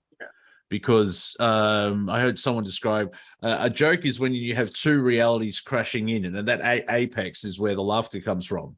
It's like, okay, that's close, but it still doesn't, because people laugh at different things. Where people love Dane Cook, and I've watched his material and I'm like, okay, not my cup of tea. Now try teaching that to an 80,000-year-old person that's been in a body with no emotions, that's now DNA shifting to a body with emotions and no childhood, okay? Because they were born in a tank and a soul was put in them. Yeah, depending on the human, most likely we'll be laughing at them because, like, really? It's going to be a lot of improv training with them. And yes. that's our legacy to the galaxy out there. Improv training. How to deal with your emotions in the moment. Yeah, so when I travel the galaxy, mostly on Andrew's planet-sized ship, I'll bring a laptop and Blu-rays of Whose Lines Anyway. And okay, people, I've got things to show you. However, here's 8 seasons of Whose Lines Anyway. Watch that first, and you'll get it. Actually, no, I realized I could really fuck up some civilizations because, like, oh, that's how humans supposed to work. Like, no. No, it's not supposed to work that way. Yeah. This is not it's a how-to laugh, and it's all make-believe. Oh, and I've ruined. Andrew, pick me up. Beat me up, Andrew. I've ruined another planet. That's not funny. So these shared experiences from laughter also come in faith, where everybody's in a common prayer process, and the sharing of that energy, and guided meditations with 5,000-10,000 people. I always say don't be a part of them. Why? Because you're sharing your dirty energy with 10, 20, 50, 100,000 other people who may not share the same morals and values as you. And who created the source? So if you have no personal relationship or educational relationship with that source, and then all of the things that come with it, you put yourself into that dirty energy. But when you're creating it for yourself and it's in your own local group, the love frequency that a family has when everything's just going together, or the love frequency you have, when you're allowing yourself to be at school as a young kid, or going out with the new family, the new friends are becoming their new family members. That journey, it's also a common shared experience. And there are many things we can say. It's like when you're finally inside the circle of friends, there's an energy there, a shared energy. Circuit complete. Well, that brings up, I apologize for the sound, it's a long story, tech story. But that brings up the topic back to icons and people's connection to them, doesn't it really? Yes. Because it comes back to that feeling of that base security. And it's just, at the moment, in regards to the Johnny Depp thing, I noticed they're trying to really demonize him again. Yes, they're trying to regenerate Amber Heard. Yeah. Thinking that it'll work. And it's because somebody's paying for it. Somebody's paying for it. Yeah, somebody's paying for it. And the whole satanic party thing came out.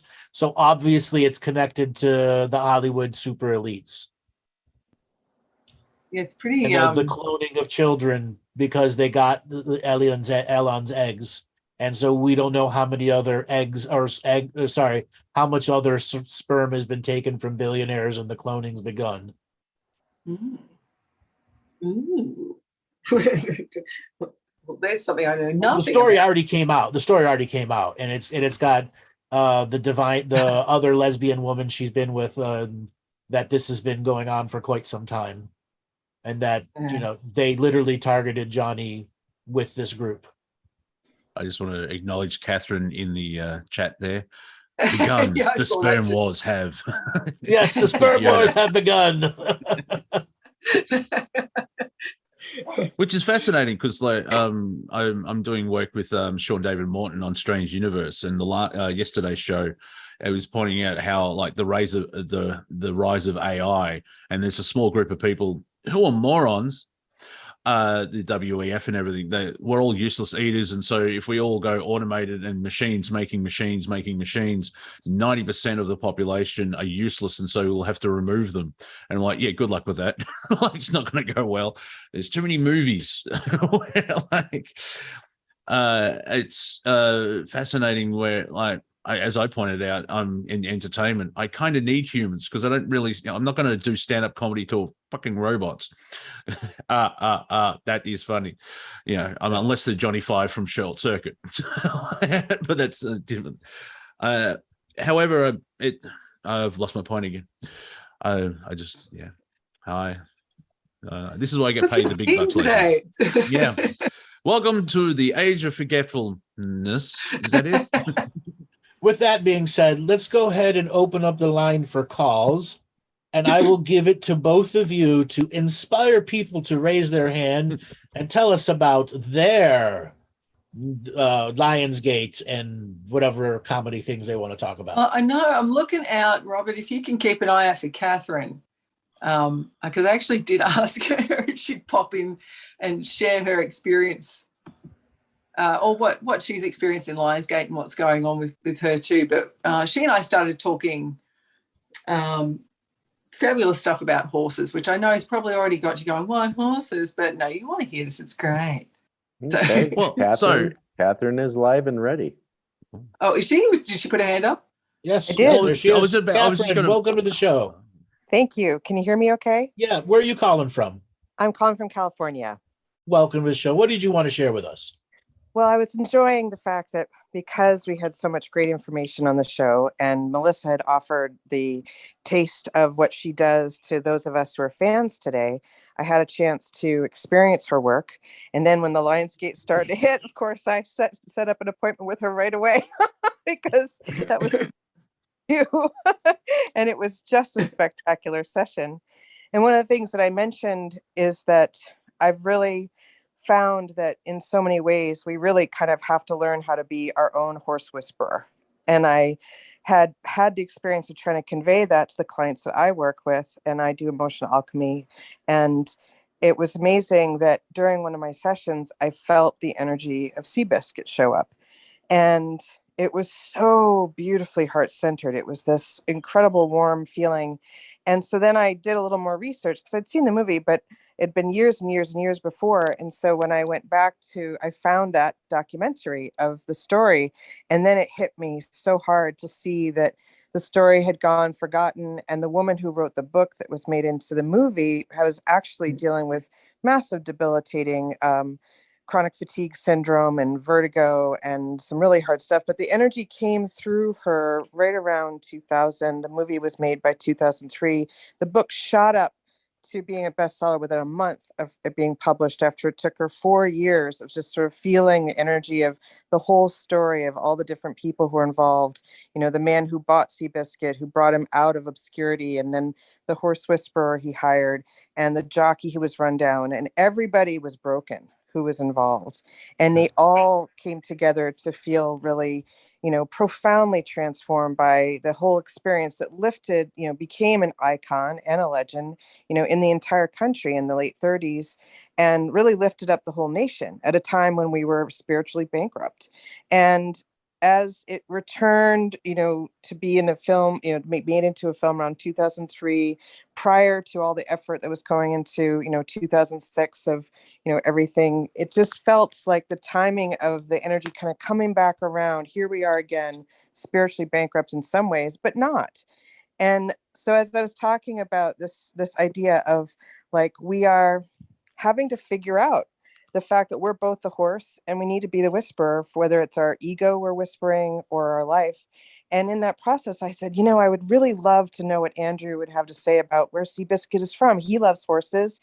Maybe he'd have a story that he could share about what his energy is or where he came from? I mean, I know it was a collective of people, but I wondered if there's a way to tap into that Akashic record because I have talked about Seabiscuit before, back during the Natalie times. How do I give it modern description without going into heavy duty horsey language?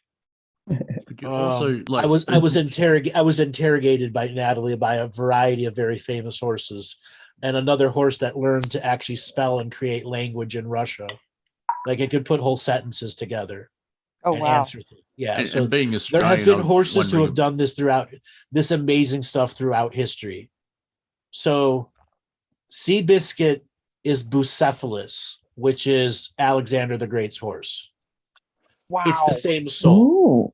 But wow. you must truly understand lineages of horses and how they work, because human and horse have been intertwined for a very, very long time. You really can't call us separate. We are through the box of our perception, but in reality, we're not. Even though Wow. cars separate us, we're really not. We're still that ingrained. And it'll be another many thousands of years before any form of real separation. So when you get the human body, you get your duplicate horse body too. And there's a few other duplicates. So what they're able to do is come in and own a lineage and go backwards in history and forwards in history and manipulate history for one specific version of themselves. Now, horses also work as a spiritual herd. So they're not just this one horse. It's generally horses within 200 miles. And in Seabiscuit's area, in 200 miles, there could have been 500,000 horses. Wow. 500,000 souls working 7 generations in the past and 7 generations in the future to make a Seabiscuit happen and manipulate man through it. Wow. Can I bring up Yeah. Farlap? Because Farlap's at the same time, however, it's on the other side of the planet. So Once again, it's duplicating itself all. And then there's the horses that didn't make modern history. The stuff that was done in China and the horses in the 1920s, even crazier. Okay. They taught them how to paint pictures. I mean, but then again, you can go all throughout history and find these same stories from the animals that were closely intertwined with us. Wow. Yeah. It's so inspirational because there's there's so much to just being where you can look at them. It's inspiring. And when you can feel and know, the idea that, they're quote prey animals and that it goes against their interest to even have someone sit on their back. Yep. And the idea that dressage, pulls their head down. There's a part of me that now that I know much more, it's a big wake up. Because I wanted to study horse whisperers, and I looked at the story of Buck Brannaman and what he'd been through, this horrific abuse and trauma. Yet there is something in order to be that horse whisperer, you really have to know and have gone through intense initiations. And it's such a change initiation process. It's dark. Like part of my journey with Natalie was helping her deal with the dark stuff that she had going on and the horses that she was fixing. Think of what Melissa does, but she did it for horses. Wow. Full on changing at the DNA level, everything about the horse, resetting the lineage, but dealing with these lineage-based demons that were curses, because wherever an army went, cavalry went with it. And oftentimes these horses had magical spells put over them that would absorb the other dying energies of the war they were going through. And then they'd be forced to come back into a horse body dozens of lifetimes in a row as part of repayment of this cavalry debt. Wow. Something else to understand is horsing as a community is very dark today. It was darker in the past. Like, people don't realize they have horses who are racing at 3 years old. Would you put a 7-year-old in a race? Their bones aren't fully formed yet. A 3-year-old horse is the same thing. You're putting something on a toddler and making it run 40 plus miles an hour over and over and over again. What do you think the mentality of that horse is? It becomes aggressive. It becomes that stallion. It's taken over by the DNA, which creates an attraction of negative entities. And barns can be some of the most disastrous places where entities fight over territory. Wow. And one of the big things I was able to instill in that is how to create a protective territory, how to kick it out, how to de-haunt at a different level, at its ancestral lineage level. And we went really, really deep in it. But yes, the horsing community, if you're going to be going into any form of horse whispering, you got to know your battlefields, because they will get at you as soon as you start doing the slightest little clearing work in something. My attitude is more, how can we do it, in, I suppose, the intuitive feeling of, we rebel and we kick down the doors in our own life, and we, don't want to do what we need to do. And so that idea of how do we get our own parts of self to agree to do things we need to do, and the fact that we have to be both. We have to allow for those feelings or what have you to be there, but then also to figure out, well, how can I get you to work with me and allow me to, travel with you when it's just us with us. And I just find that process inspiration, just to bring it, in the individual level, in addition to the fact, I love horses, but I'm just working currently with the individual rebellion within that is similar to a rearing horse that wants to kick somebody. And it does work. It definitely makes a difference. So you're connecting to horse medicine. The teaching of the spiritual horse and all the different colors and styles of horses that have their unique horse teaching. Okay. That's different than going and being a horse whisperer to a living horse and then telling the owner about it. Because they're like, you don't realize the business of why horse whispering is so difficult, because you do have to read the human too. Right. Because sometimes it's the human causing harm to the horse. And sometimes you may fix the horse and the human will break it the next day. And sometimes you just have to let the horse be broken. Why? Because the horse is saying it. You will make my life worse by fixing me. Right. And come to terms with that. And then what do you tell the human? Oh, you're perfect? No, you can't. That's the challenge of horse whispering. My mother. Hold on. You can tap into the wisdom of that horse separate of the human. And that's something that Natalie was able to show me, a different way of having a relationship with a horse, and then being able to communicate with the herd, and then that herd that's connected to all the other herds that are around, and then tapping into that and making a part of my daily living. Just as they look for the center, I'm always looking for where the herd energy is too. Because not only did it add a valuable teaching, but it was able to reduce the stress I had put on myself from always having to watch. But having 500 or 700 extra eyes that I knew were always there was awesome. That's amazing. What I was going to mention was that my mother was a nurse who, we had a couple of pets in the household. We had like 2 dogs and a cat, and the cat out of nowhere attacked one of the dogs, not both of them, just one, horribly. And they took her in immediately to get her checked out, and they brought her back, and she immediately attacked the dog again, and they were on the verge of putting her down because they didn't know what to do. And then it occurred to them, why do we keep checking the cat? We're not looking at the dog. And so they looked at the dog, and the dog had such severe diabetes she was going to drop dead any moment, and the cat was actually trying to protect the family by eliminating the diseased one. And my mother was so inspired that she literally searched the earth for where she could study how to work with pets and their behavior. And she built a practice that was connected to all the vets in New England, so that when someone came in and said, just put the dog or the cat down due to behavior, they would say, well, call Karen first, and then we'll see, what we can do. And she had a wall. I grew up with a wall of photographs of all the animals who had been rescued and did not get put down. And it was the people, it was the whole family she dealt with. It wasn't the animal, alone. It was always that she was looking at the whole picture. So I grew up with that as my, dinner table conversation as a kid. So the idea of always considering the whole household, the whole situation was sort of the holistic side of it. So it's no wonder that now when I get to this, and I'm doing things now, that I look at it and go, all right, well, what are we eating? What are, where are we sleeping? What kind of connection is there? All those questions, because it really feels like we're at that level now where we, the Lionsgate energy, what have you, it's like, we have to be able to really look deeply, not just at our spiritual hygiene, but also at our connection, our partnership with animals, because to me, there is truly so much in which they bring us to our heart. They teach us presence. They teach us what it means to live in uncertainty. They are so inspirational. They are such alchemists, just as they are, because to touch one, you shift, and to have one around, it brings joy. Yeah, exactly. It's humans were always meant to be able to communicate with all species on the planet, everything in vibrations, plant, animal, fish, everything. We were always meant to be. And this particular cycle of the human species is way, way behind in terms of where we should be on that level.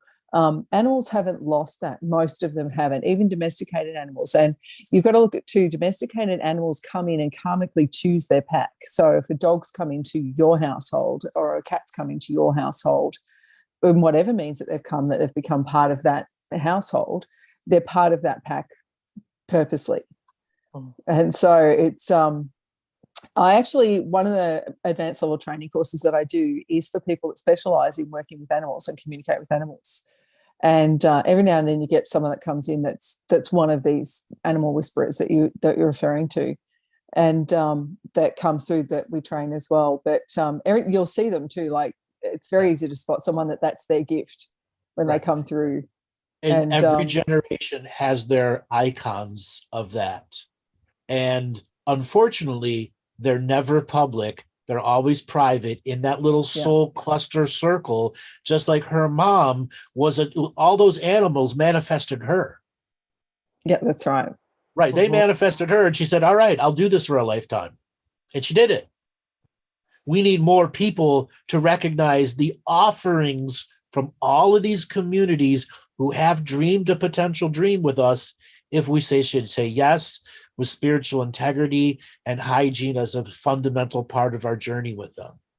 Because when we're offering a service, it's not an expectation, it's an understanding that the cleanliness is what is needed inside the practitioner for that, to deal with this darkness.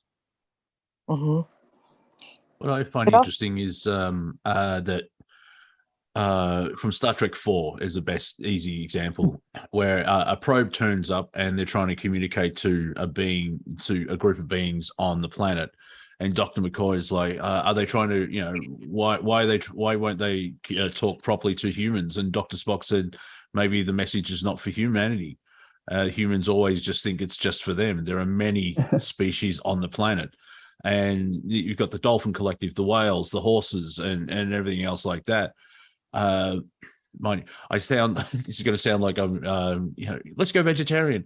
But if the planet, to get, the whole thing of everyone working together on the planet is understanding elephants and horses. And I mean, elephants, they never forget. I've seen footage of someone that hasn't seen, when they were a young elephant, they were raised by a certain child, and 20 years later, the guy turns up and these 4 elephants just run at him with glee and just stop and start hugging him. And on the reverse is someone that's been terrible towards an elephant. The elephant sees them 15 years later and starts attacking them because they remember being traumatized by this person. So it's interesting. It's like, it's just not humanity. There's every living being on the planet is doing its thing, and part of the collective. And as Melissa just said, we used to be able to communicate with each other. Mm. You still can. You can still learn it. Oh yeah, no, we've forgotten. We haven't lost the ability. We've forgotten the ability. Yeah, that's right. It's been proven now that crows will, when they've tested it with using masks with someone's face on it, where they did a test where they were rude to a crow, and then they covered themselves, and they did another test, and the baby of the crow that had never seen the person had the same behavior, where they were proving that it was getting passed down almost through the DNA in that. Or that aspect of it, the intuitive, the soul family experience was passed down, so that there's so many other animals that also will say, that's the bad guy, I remember you, in multiple ways as well, which is fascinating. Well, that's happened with the crow has always been considered one of the smartest animals in all of history. Like, you can actually teach it to speak to you. And like I said before, there was a horse in Russia in the 1930s. They taught how to speak and form language and letters, like pick up the letters, form the words, pick up the words, and form whole sentences. Now the crow can do that and do that. but the lineage part of the epigenetic memory that's being passed on is specific to the crow and the crow's unique purpose, which is to help the land transfer its own sacred energy to the spirit realm. So, and let's say if you've got a front grass driveway or grass over there, you don't do that. Energy is always there, whether your awareness is there or not. And the crows will come around and help pull that energy out and bring it into the spirit world. Thus is why they need that powerful epigenetic memory, because shit happens to the stuff on the land, and the crows do what? Eat the carrion, the dead stuff that's there, help taking care of the hygiene of the space. Yeah. They have an amazing task. The epigenetic memory is carried through a number of species, but particularly through birds. I can think of a number of them that it gets carried through. The lyrebird here in Australia is a remarkable mimicker of sounds. They can make all sorts of sounds, and they're just an amazing. Yeah, everything. They're and I could tell you a story. I had a resident lyrebird living on my property for 12 years who we called Culinary, and he could mimic the sound of the squeak of the swings down on the bottom terrace of the property, so much so that I would run down thinking, how did the girls, how did my little babies get down there? And they wouldn't be there. It'd be Clooney just looking for attention. And it was trickster. That's that trickster energy. Yep. Yeah. But a lyrebird can make the sound that its great-great-grandfather made, that it would never hear in this modern day, but it can make sounds that generations before it came to life, it can make those sounds. That epigenetic memory carries through, particularly for some reason through birds. It's quite an amazing factor to find. But the crows, they're a fascinating creature. And they're years and years ago, my brother had a blue and gold macaw, and then he moved to Hawaii, and I inherited the macaw. And the macaw was already bonded to him from birth, so I had to learn this bird's trust. And if you know anything about blue and gold macaws, they only really trust one person, and then they bond. But getting this bird to trust me, and then introducing it to the rest of the pets in the family was its own unique challenge. But I would come home, and if I didn't pay attention solely to the bird, not touch a dog, acknowledge a dog, he would get mad at me. Okay? But he would also pick up on the language. My other dog, Ginger, this bird would go in the middle of the night, Ginger, and she'd wake up and come over because that meant she was going to get a cookie or something was going to happen. And the bird had figured out how to make Ginger sit and wait and look up at the bird, expecting the bird was going to give it a cookie, because it had mimicked everything about that. That bird's a bastard. Poor Ginger. It's like, even one of the stories that I tell people about the fact that there is an enormous, animals still have the ability to communicate at multiple levels through planet and of planet as well. They still haven't lost their multi-species communication, if you like, on many, many levels. Yeah. And one of the examples I use to demonstrate that for people is, Monty, you're better at this timeline, but the tsunami that hit Thailand and everything, what was that, 2004? Boxing Day 2004. Yeah, Boxing Day 2004. That tsunami, all the animals went to high ground. The only animals that died in that tsunami, aside from humans, the only animals that died in that tsunami were domestic animals that were locked in and couldn't get out of buildings. All the rest of them knew hours and hours before it came that it was coming. And birds, everything, all species, everything, goannas, you name it, like, large lizards, small lizards, everything. And so that really does show you, I could name other situations more recent, but that's a really good example, because that was an absolute fascination after the tsunami hit and so many died, that the only animals that actually died were animals that had no way of getting out of the building they were stuck in. My housemate, my old housemate who's passed on, and I haven't seen him for 5 years, but when I remember him, there's that weird morning grief thing of like, I'm still coming to terms of like, I won't be seeing him again. Damn you, universe. Anyway, he survived Cyclone Tracy, which was Christmas Day, 1975. First question, why storms are complete vaginas? They keep attacking on public holidays. Let's get past that. I mean, Boxing Day, Christmas Day. However, like one short story is he was he just joined the Navy, came home for Christmas, and then the cyclone hit. The phone box down the road came through the lounge room window and went through the roof while he's hugging his family. What I'm getting at is the day before, and he remembered this in hindsight, the day before, all the birds had left and most of the animals left because they sensed something was coming, including the Aboriginals disappeared as well. And so if you're in tune to nature, it's like, bad juju come, we go now.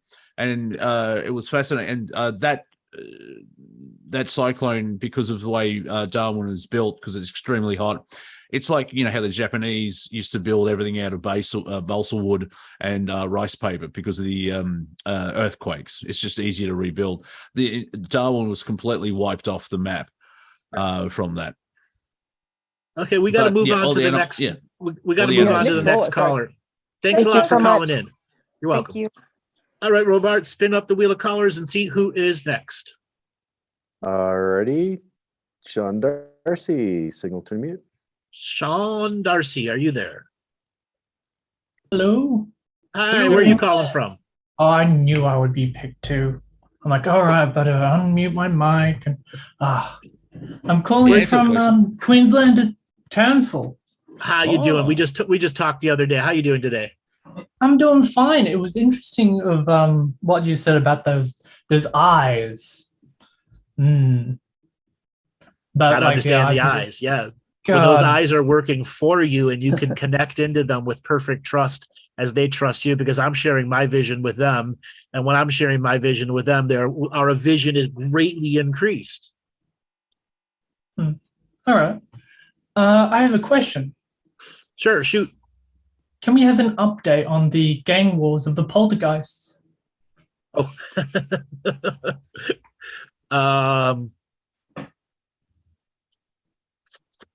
So our local cities, I will use Chicago as an example. So you have been seeing mini riots every weekend over there where the young kids just gather and no cops do anything to stop them, and then they start just destroying shit. Ooh. Well, what the poltergeists have done was go after the drug dealers first, which has caused another drug war to pull the cops in. So they're just increasing the drama factor because it's still new. This is not going to go away anytime soon. These poltergeists are going to fight until they're dead and then retreat to fight another day, those few that survive. So they're going to go until they burn out. And they're like the Kurgan, they'd rather burn out than fade away. So they're going to go after the most meaty targets of drama right away. It's fair to say that the poltergeist had some influence on the stupidity of raiding the presidential, home.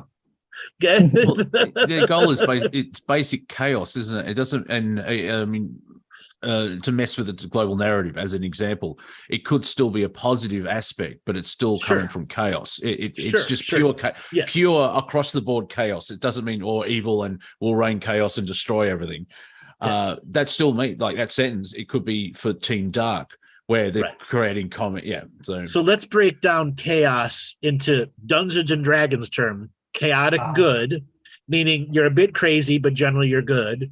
Chaotic neutral, you're totally crazy and can be good and bad at both at the same time. And then chaotic evil, you're the most evil motherfucker in the world. Okay. When you're dealing with a poltergeist, you're dealing with all three of those archetypes. You don't know which it's going to be at any moment. When poltergeists start working together as a pack is when you're going to see the big changes. Right now, it's the big bad poltergeist doing the King Kong in the neighborhood and manipulating the smaller ones to go and do work. I say in another month and a half, we're going to see the poltergeist wars go through the roof, where the chaos they're going to create in the local streets is going to force an actual response against them. is that a timing not a timing issue, but they're taking advantage of the time because we're in the United States, you're leading up to the midterm elections. Does that make sense? It's not just, this is more associated with the solar process going on, meaning our solar minimum is beginning to end and it's switching to a solar maximum. That is what's activated the poltergeist, combined with the Lion's Gate and then the future astrological things, which will manipulate them into more aggression. And right now, humanity isn't in charge. Therefore, humanity is not the target. It's Ooh. those that are in charge because they're a hierarchical, poltergeists are hierarchical chaos. They go after the hierarchy. So this could be a good thing. It could also be a bad thing. Look at what's going on in Pakistan. Pakistan's the next whatchamacallit. Pakistan's going completely, totally broke. Just like not Myanmar, Sri Lanka. Yeah. You can expect Pakistan, if it doesn't get a major bailout in the next 25 days, to begin to break down as bad as Sri Lanka. Okay? Think of why is Pakistan breaking down? Because they pulled out of Afghanistan and all the money that was flowing through to support the government. That's why they didn't want to pull out of Syria. All that money, that disappeared trillions we talked about, supports governments that are favorable to the U.S. And the money going to Ukraine, what's it doing? Same thing. So they're going to look at the hierarchical structure and go after the meaty targets, get their all teeth all wet with blood, and then go after higher and higher and higher, waiting for them to strike back. All right. I love this because I can just like start a little kindling and it just burns and it's fine. What was another question? Oh yeah, I listened to that band that you liked, and I like it too. A Tribe Called Red? Yep. Yeah, good stuff. What was another thing? Did we make you laugh? Did we make you laugh today? Oh, I only joined halfway through, so you don't avoid the question, just answer it. Okay, interrogator. No, sorry. So we did not make you laugh. I have a stick up my ass. Or Yes, maybe we've it's noticed. not the. Yeah. You don't need to tell us about your hobbies. It's not a stick, it's a pole. Ah. See, I made you laugh there. Yes, but you're aware of it, so steps, baby steps. Can I give you a riddle? Maybe. No. Okay. Well, that's it. I have nothing. Go ahead, give the riddle. What is old bark but no bite? A tree. Yep.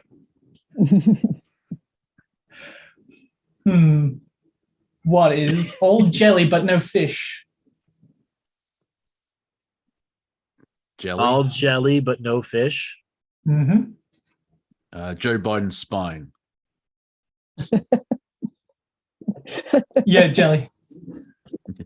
I had a third one. It's gone. I don't know where it is. Drawing a Monty. Lost the train of thought. So I I'm found connected. Oh, there we go. There's about 44 participants in this call, and I want to try motivating them. I don't care if you're in the bus or if you're in your car. If you're in your car, please do not watch while driving. It's very unsafe. But I just wanted to try and come on, it's a call-in show. Raise your hand, chat. Even if you're. Do you want to be called a chicken shit by Andrew? Well, it doesn't even matter if you're being called a chicken shit. Just call in to say hello. Even if you have nothing to say, just say hi. Yeah, all you hermits out there, call on in. And that reminds me, in 3 years' time, we have a meeting, so start planning. Anyway, that's what I have to offer. You didn't motivate anyone. No hands were raised. Nah, nothing. Now you see how tough it is to motivate this crowd. Now you know why I resulted into threatening them and insulting them. Oh, we've got off one. Prove you wrong. You got one. All right, brother. Thanks a lot for calling in. All right. See ya. All right, Robert. It's been up to Wheel of Callers, and see who's next. Fred Bond, signal to unmute. Fred Bond, are you there? Fred Bond, are you there? There we Fred go. Bond. There we go. Hi, where are you calling from? Actually, I'm calling west of Pontiac. West Deponia, welcome to the show. We make you laugh Yes. today? Oh, absolutely. I've got one for you. It reminds me of the Democrats, and there was a series from '67 to '73 called Rowan and Martin's Laugh-In. I know the show. Yes, where you can always bet your bippy. That's right. Bet your bippy.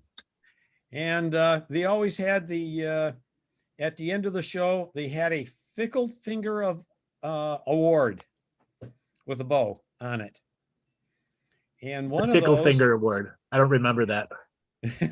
one of those was given to the University of Michigan for seedless cucumber. Seedless cucumbers. Wow, self-replicating cucumbers. But this kind of Rowan and Martin's Laugh-In kind of reminds me of the Republicans, especially the guy in the raincoat riding the little tricycle and then going in a circle and falling over. Because he had a yellow raincoat on and you really couldn't tell who it was. So I during remember- during the last show, or the show before, I think it was the last show, we were asking, when you stub your toe, what kind of toe stubber are you? What happens after? I ended up stubbing just underneath my toe. My sandal got caught in the steps and I really skinned it good on the bottom of my foot, just underneath the toe. So did you yell? Did you scream? Did you roll around the floor? What were you? Damn. Are you a swearer? No, I couldn't believe I did that. Oh, you're a Did you suck on your dumbfounded teeth? one. That's a new one. I can't believe I did it. Dumbfounded. That's another one. It's like, I mean, from Family Guy, Peter keeps hitting his shin, and they just milk it forever. It goes for 30 seconds where he's just like sitting down, holding his shin, going, ooh, and they just go on and on and on. So there is the sucking of the teeth response where he's like, just transcend it, write it out. You're a transmuter. Yeah. Oh, that was the telephone operator on Laugh-In. The transmuter? Yeah, she would answer the phone. One ringy dingy. Nice. All right, brother. there Thanks was a lot more for to it. calling, I and we're can't going to try to remember it get to all. some other callers that are raising their hand here. Go ahead. All right, Brad. Thanks a lot. All right, Robert, let's spin up the wheel of callers and see who is next. Luke Cheka, signal to unmute. Luke Cheka, are you I there? am not your father. Hey, can you hear me? Yes, where are you calling from? Oh, nice. I'm in New York City. Welcome to the show. Did we make you laugh today? Oh, yeah. There's a lot of funny things going on, And Yeah. I really enjoy the show a lot because, I just like listening to a lot of talk shows anyhow. And, this is a very high velocity, exotic, down to earth living, So Yeah, thank you. yeah, that's it's I just like enjoy listening to what you got to say because all this stuff is very unique and a lot of stuff. I have a hard time catching on because I'm kind of very simple-minded and shit. But I pick it up and stuff. But I say one time that remember when you were young and everything, and you used to look inside the sun. You could see the sun. It was just yellow and everything. Yeah, you could just look. But now, if you go to somebody like young and say, oh, you look at the sun now, it's like a LED light, it's so bright, and they can't phantom what the yellow sun was, in the past because they never experienced it. It's gone. Now it's just getting brighter. Now they just said us, well, because we're just brighter. We're just brighter. Well, is that the atmosphere, or is it the actual sun changing color? No, the sun is changing color because it's changing from the solar minimum to maximum. And there's evidence that the solar minimum and maximum changes instead of every 11 years, it's every 77 years. So, Yeah. which would account for a lot of the big droughts that happened in the Mayan times, that the solar minimum was changing, the health cycle of our sun. And when it's in its normal and the white sun versus the yellow sun, but the pollution is a significant portion of that too. Yeah. Because like the whole climate change thing was like, oh, it's the hottest day on record. It's like, what, 1932? Like, Yeah, all this stuff 1932, the records are 1880. Yeah, like here in Melbourne, our May was one of the coldest in 50 years. And when I tell people that, oh, there's climate change in 50 years, meaning it happened 50 years ago. And that's how part of the that's slightly different. The issue with the way that the narrative is controlling all climate change, and unfortunately it's in the political system. Like here in Australia, they're going to try and drop emissions by 43%, and like I just call them science deniers now, because what's the major factor influences weather on the planet? And it takes a while for people to get to the sun. Like the sun is the major thing doing all the weather. But and also I keep forgetting about chemtrails as well. It's like, oh, that's and you bring up chemtrails and people look at you stupidly. It's like, you haven't really looked at this thoroughly. They're just listening to whatever's been spewed on the media. All right, brother, thanks a lot for calling in. We want to get to a bunch of other callers before we end the show. Thanks for calling in. All right, thank you. All right, Robert, let's spin up the wheel of callers and see who is next. Christy Signal. Christy, are you there? Hello, nice to speak with you. Hello, where are you calling from? I'm calling from Atlanta, Hot Atlanta. Hot Atlanta, Georgia. Welcome to the show. Thank you. Nice to speak with you. I like this format. Did we make you laugh? Before.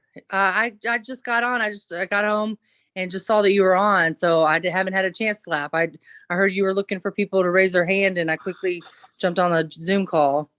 Right. And so when you stub your toe, what happens afterwards? Do you roll around and yell and scream? Do you swear? Do you deny it? What type of toe stubber are you? I deny it. I deny it all the way, and I suck it in. I hold it in. I don't deny and sucker. Yep. Like a Southern European, no, you're not part of my foot anymore. You go away. No. Go to my pinky. Yes. No. You cut the pinky off, won't feel it. So did you want to talk about anything today? Well, on a serious note, I know how you read certain situations or read people, and I've just got this idea in my head, and I feel like if you're in constant pursuit of a noble goal, that's success, right? That's Ernest Hemingway. And, sure, but everybody's noble is different. Yeah, well, I graduated with 98 different countries in my class, and it's like we started this game of collecting flags, and now, I mean, it's like it feels like it's getting real, and I don't know if I need to check myself into a mental hospital or keep going with it, because it's like flag collecting, not collecting like physical flags, but people that from those countries, like. Because I got the 98 flags from people I graduated from, and then now my friend, she's in Poland, and I just found out that I'm almost full-blooded Norwegian, and I don't know, it's kind of exciting, but just that, and I have an adopted daughter from Micronesia, and my, I have this dream of just one kingdom under God, United Kingdom under God. What a concept, and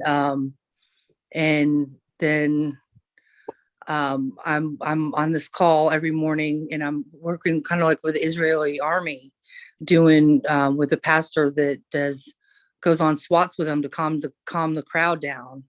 And it's just really exciting. And I just can see this, if it keeps going forward, it's like us communicating with each other, just singing the World Cup song by Carlos Santana, the World Cup song that he sang in 2014. I've been singing it all day, just like taking our rags and just like meeting our neighbors and figuring out what they need. And just what a concept. But I mean, I know I need to worry about myself first. But I guess I got to reel it in. So thanks for letting me bounce it up my head off yours, just to talk, to calm myself down, realize that I need to worry about myself, and before I start thinking the whole world. I'm glad I could be of help to you. Yeah, I'm just a forward thinker. I'm a forward thinker, wanted to get it out to the universe. I'm glad we can help. That will be $400. Thank you. Yeah. Okay. The only area you should do a little exploration on is what is noble. Because again, everyone's noble is different. And by refining your purpose of noble helps it easier for you to understand how to use your light the most effective way. Because oftentimes we enter the circle and we give our light and we save nothing for ourselves. When we learn how to give our light to the right subject and circumstance, it makes our journey much more effective and rich. I just want to figure out ways to give hope back to people. I think that I was lucky and hope or love was instilled in me at a young age. And the people they don't have hope these days, so they can't get up to love. Live by example. And then I have to live in this world. So I want to instill hope in people before, start talking about God and the love of God. I mean, you got to get to hope first. You got to have that love inside yourself too. I absolutely do. It's that interesting thing about service to self and service to others. An element of serving to others is making sure that you're 100% healthy and spiritual, and you have to look after yourself so you can then give. I've had conversations with parents where I'll do anything for my son. Well, I think your son would like you to be healthy and enjoying life. And so there's a hint of selfish. It's not selfish, but the self-care, so you can be service to others. You have, instead of running yourself down and letting just energy get zapped out of you. Right. All right, Christy, thanks a lot for calling, and we want to get to one last caller before we call an end to the show. All right, Robert, let's spin up the wheel of callers for our last caller of the night. Alrighty, Sarah, signal. Sarah, are you there? I am here. Hello. Hi, where are you calling from? Folsom, California. Folsom, Aloha. California. Welcome to the show. You guys getting a lot of rain over there?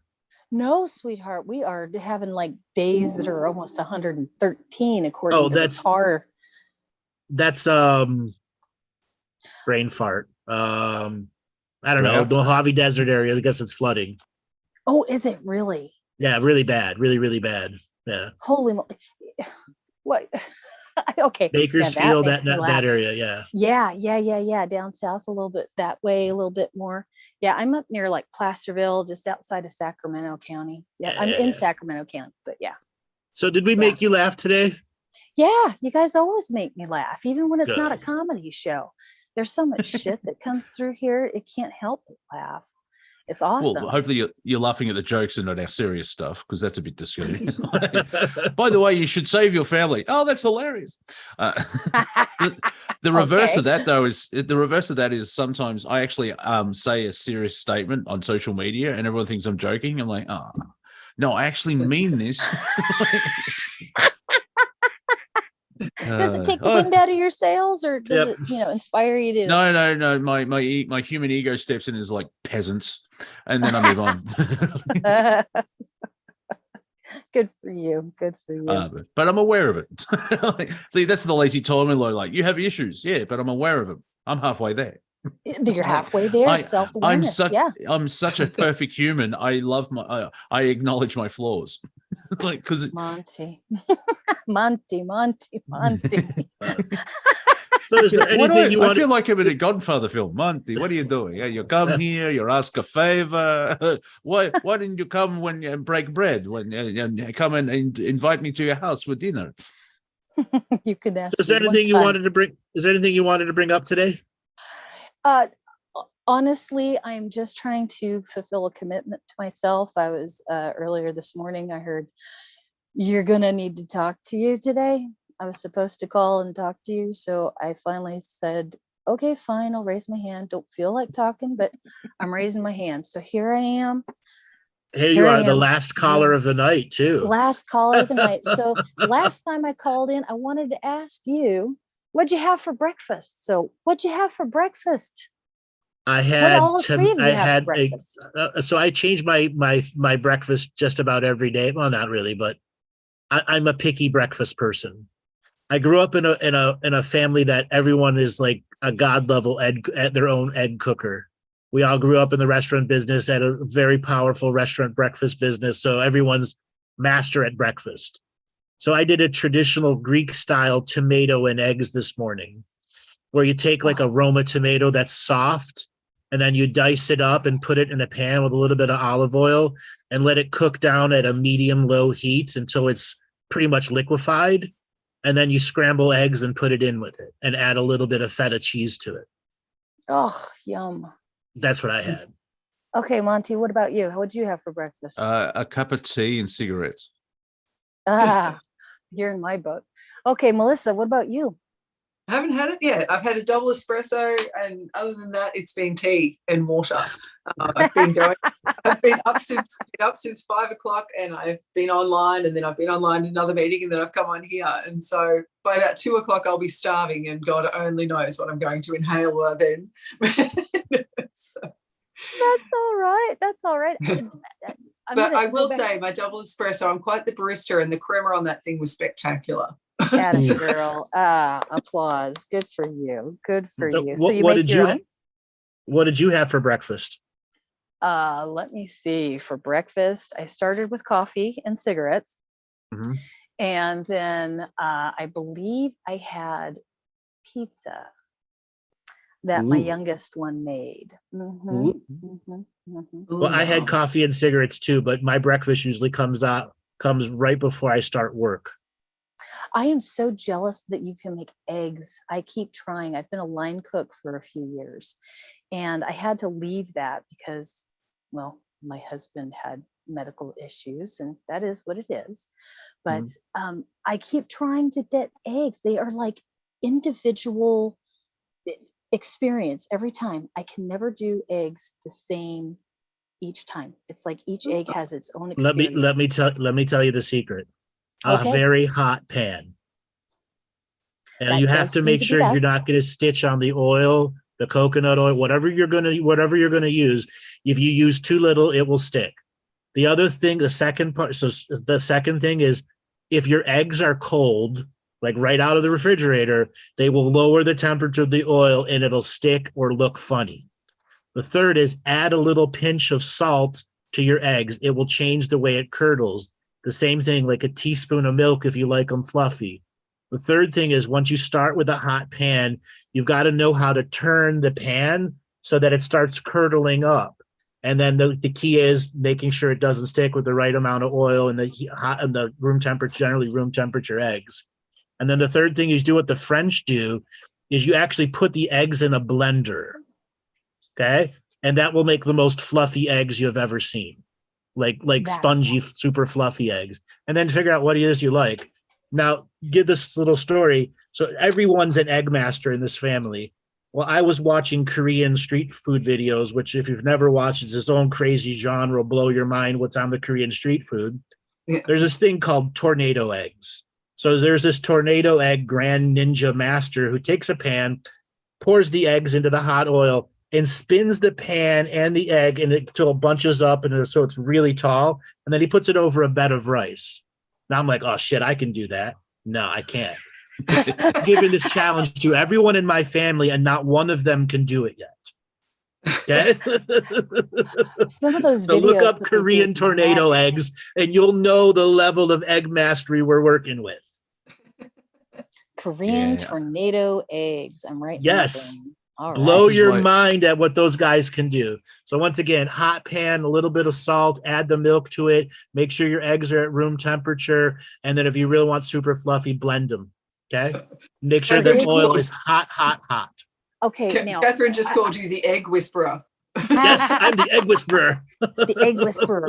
Well, what about? See, this is what my girlfriend needs to be a cooker. I'm an eater because I just burn eggs and then eat them. So like I'm amazed that Andrew's like, what, you can do more than you boil them, right? That's it. That's okay. There's a whole world that I haven't entered yet.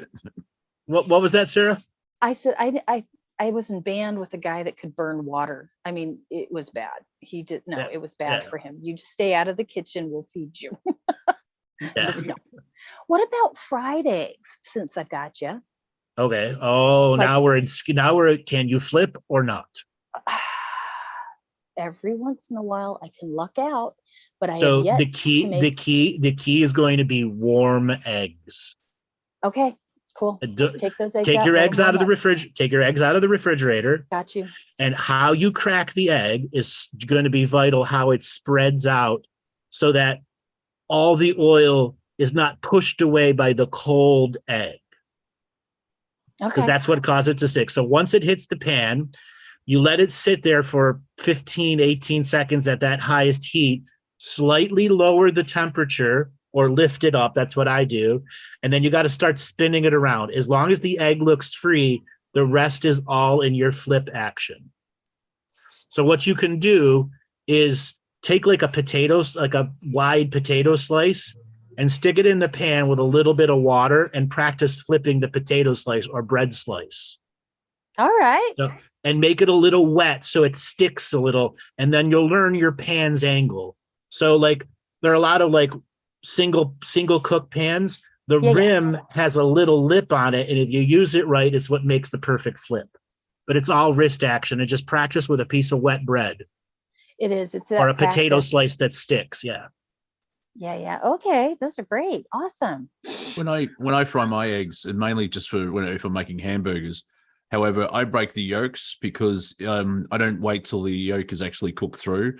And if I don't break the yolks, it's a self-defense mechanism if I bite into the into the hamburger and then I get hot yolks split. I mean, that's not good. I don't like when food defends itself. Now, poached eggs. Who's a poacher here? Oh, yeah. Okay. Me. I love poached eggs, but they are also the bane of my childhood existence. I couldn't do it for the longest time until I finally mastered it one day, and I was the egg poacher king of the universe. Okay? I've poached more perfect eggs, but my poaching has been replaced by tornado. I must beat that before I die. Best of luck to you. Leveled up. So Mitz is asking, do I add vinegar? Yeah. So there are eggs that I will add vinegar to because I'm creating something that will use it, like the tomato and eggs. Sometimes it'll be more like a fried rice, except you're not using rice, you're using pasta. It's another common Mediterranean dish. Whatever's left over, throw an egg in it. See how you mix it together. Yeah. Well, the English, bubble and squeak, which is like you have leftovers, add egg, and then that it's the binding agent to eat what's left. Yeah. I have a question. Okay, bubble and squeak. How did you fuckers come up with these word combinations like chalk and cheese and all this kind of stuff? It's God English. love you, but please. Oh, fuck. Well, I mean, you've got the British came up. The King's English. No, fuck the King. But you've got like from Cockney, which is a suburb or town. And you get rhyming slang. And when a lot of convicts came to Australia, Melbourne's the only place that hasn't got a penal colony. So if someone calls me a convict, I laugh, then take the wallet and stab them, just on principle. But it's the rhyming slang was to communicate with each other in front of the guards. And so, so are we going to steak and kidney tomorrow? Which is rhyming slang for Sydney. And so that's where the rhyme is and the word fits into it like that. Oh, God. Okay. The clouds parted, the sun is shining, and I am now enlightened. Monty, thank you. All right. Now you have triggered an egg energy in me. Excellent. So for those who are out there that are adventuresome, go into YouTube and look up Michelin star egg chefs. And what you're going to see is these people that can make the most fluffiest egg in a half moon shape with stuff rolled inside it at the same time, not a single burnt energy on it. And that's a French style cooking where they beat the shit out of the eggs, add a little bit of whipping cream to it, and then mix butter chunks into it until it's broken up. So the butter's within the egg mixture. Mm-hmm. Okay. And now that's really floofy, high level French cooking. I've got that done. But what I learned is to take stuff like corned beef hash, ham hash, potato hash, and mix that into the egg and roll it. So it's that perfect thing. Oh. Then I saw the Korean egg loaf. Once again, blown away. The next thing for you to look up, egg loaf. Egg bread. It's an egg. It's like they beat like 50 eggs and they keep adding a little bit more and folding it over and adding onions, green peppers, carrots, sausage, all the stuff, making new level until it's folded over on top of itself until it's like 10 inches thick, 12 inches wide, 15 inches long, a giant egg loaf. Wow. It's crazy how they assemble it. So and I haven't been able to beat that one yet either. So that's the greatest thing from sliced bread is sliced egg loaf. Yes. Yeah. Yes. Yes. And the skill level to do that is through the roof. Let me tell you. And another English thing is to, I think you boil the eggs, but you can have rissoles with egg in them. Yep. And so it's a nice surprise. Rissoles? What are rissoles? Fat hamburger meat. Like what? It's just a different form of a different shape Bristle. and flavoring of meats. Yeah. So it's just okay.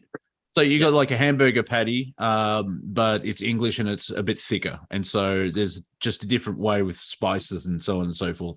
And so yeah, it's just And there's an egg mixed in with the minced meat. That's right. A bit of grated apples, really good. You can do all sorts of stuff in a risole. and sometimes you put it in a boiled egg as well, and so when you cut it open, you've got the egg inside the risole. So yeah, the hamburger patties are like sort of that's less than an inch. Risole can get up to 2.5, 3 inches. Oh, That's like the hells yeah. Scotch. It's like the Scotch eggs, Scotch except egg, the British version Scotch of it. egg, Yeah. Awesome.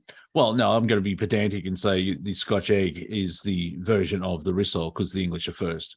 Let me tell you something. Americans are Let me tell you something about Scotch eggs. They are very, very difficult to master, but once you do, the creativity levels is through the roof.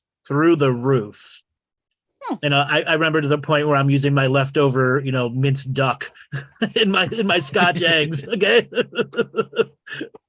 Yum. Yeah.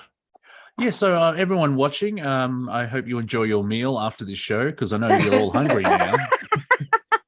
And everybody that's telling me to open a restaurant, no, not this lifetime. I think a cooking show. Someone suggested a cooking show, the Galactic Historian cooking show. Now they don't do this on Arcturus. We'll see. Yeah. All right, Sarah. Thanks a lot for calling in. We're going to call it an end to the show today. Thank you. Good night, everyone. You have a good one. Monty, you want to give away? Melissa, give away for people to get a hold of you? Yes, look, easy way to find me is here on the background. QBIhealing.com is an easy way to find me. But as promised, when we did the Power Up Your Presence little program, I mentioned that I would be doing a virtual create program online. Here it is for you guys. The create program is manifestation that actually freaking works. It's where we use quantum bioenergetic integration to actually elevate the brain into the delta wave. And I actually teach you how to do this. You'll be able to do it from this point on for the rest of your life, for anything that you want in any way that you want it, and you can create your life. So here's the link to that. It's not happening until September 6th, I believe is the date. Let me just check it. Please the check your calendar. Tuesday night. The program will run for about 3 hours. And I'm going to take you right from the beginning right through to it. And you'll also get the full notes on it, the MP3 download where I can talk you through it until you know how to do it on your own each time you want to do it. And all the stuff that goes with that. It's a very, very effective way of manifesting. I hate calling it manifesting because that's not what this is. This is actually about creating what you want in your life. Anything from a diamond ring to relationship to what you need in your life. So it's not just about your material stuff. And in that, I go into all the details about why the stuff that we've been told in manifestation should work, doesn't work, or why it does for a short while and then doesn't, and why the secret doesn't work and all of that sort of stuff. We can talk about that in the program, but that's the link to that. Otherwise, if you need me, if you need a session, if anything's going on there, QBIhealing.com or melissahawkinghughes.com will take you to the right place. And I think I'm part of that. And I'll be part of that as well, interrupting and saying very good jokes. Yes, Mon's going to join in. He's going to come in and play with the Create program. He loves it. Yes. So I'll Monty, create give a away for positive people to habit. get a hold of you? Wafer Thin Entertainment on most things on Twitter and so forth. My video is just on Rumble at the moment because I decided just to stick with one platform, not Odyssey and BitChute. And you've got at real Monty Dean on Twitter. I also have my own show, which is Planet Collingwood, which is on Revolution Radio at 2 a.m. on Wednesdays on Studio A. However, that's the show that is recorded and put up onto Rumble and Spotify and Google Play and so on and so forth. I am also started to help produce Strange Universe Radio with Sean David Morton. So if you can listen to Sean, which I recommend you do, you'll hear me interrupt and make some good jokes. All right, everybody, you know who I am. You go to my website, andrewbartzis.com, to find out more. We will be back this coming Thursday with another live call-in show. All right, Robert, take us away.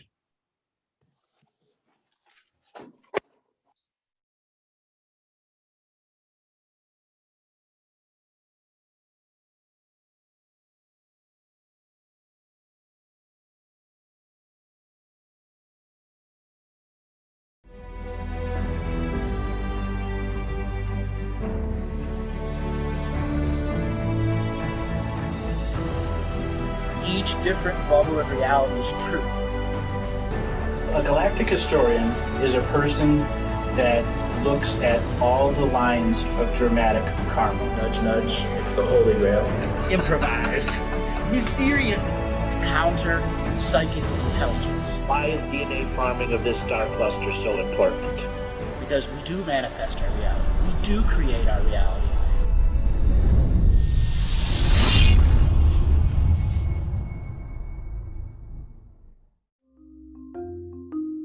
Hello, let's create, let's co-create, and let's change this world with love. No matter if you're from Alpha Centauri or Earth, we all began with the same birthing process. We live in a limited point of view. Living the mystical life daily is about striving for the unlimited point of view. Each day, each human being gets an infinite amount of choices. Living the mystical life daily is about facing obstacles and challenges. The level of awareness that you are working at means you have a responsibility to be equal with it. How does one truly let go of expectation?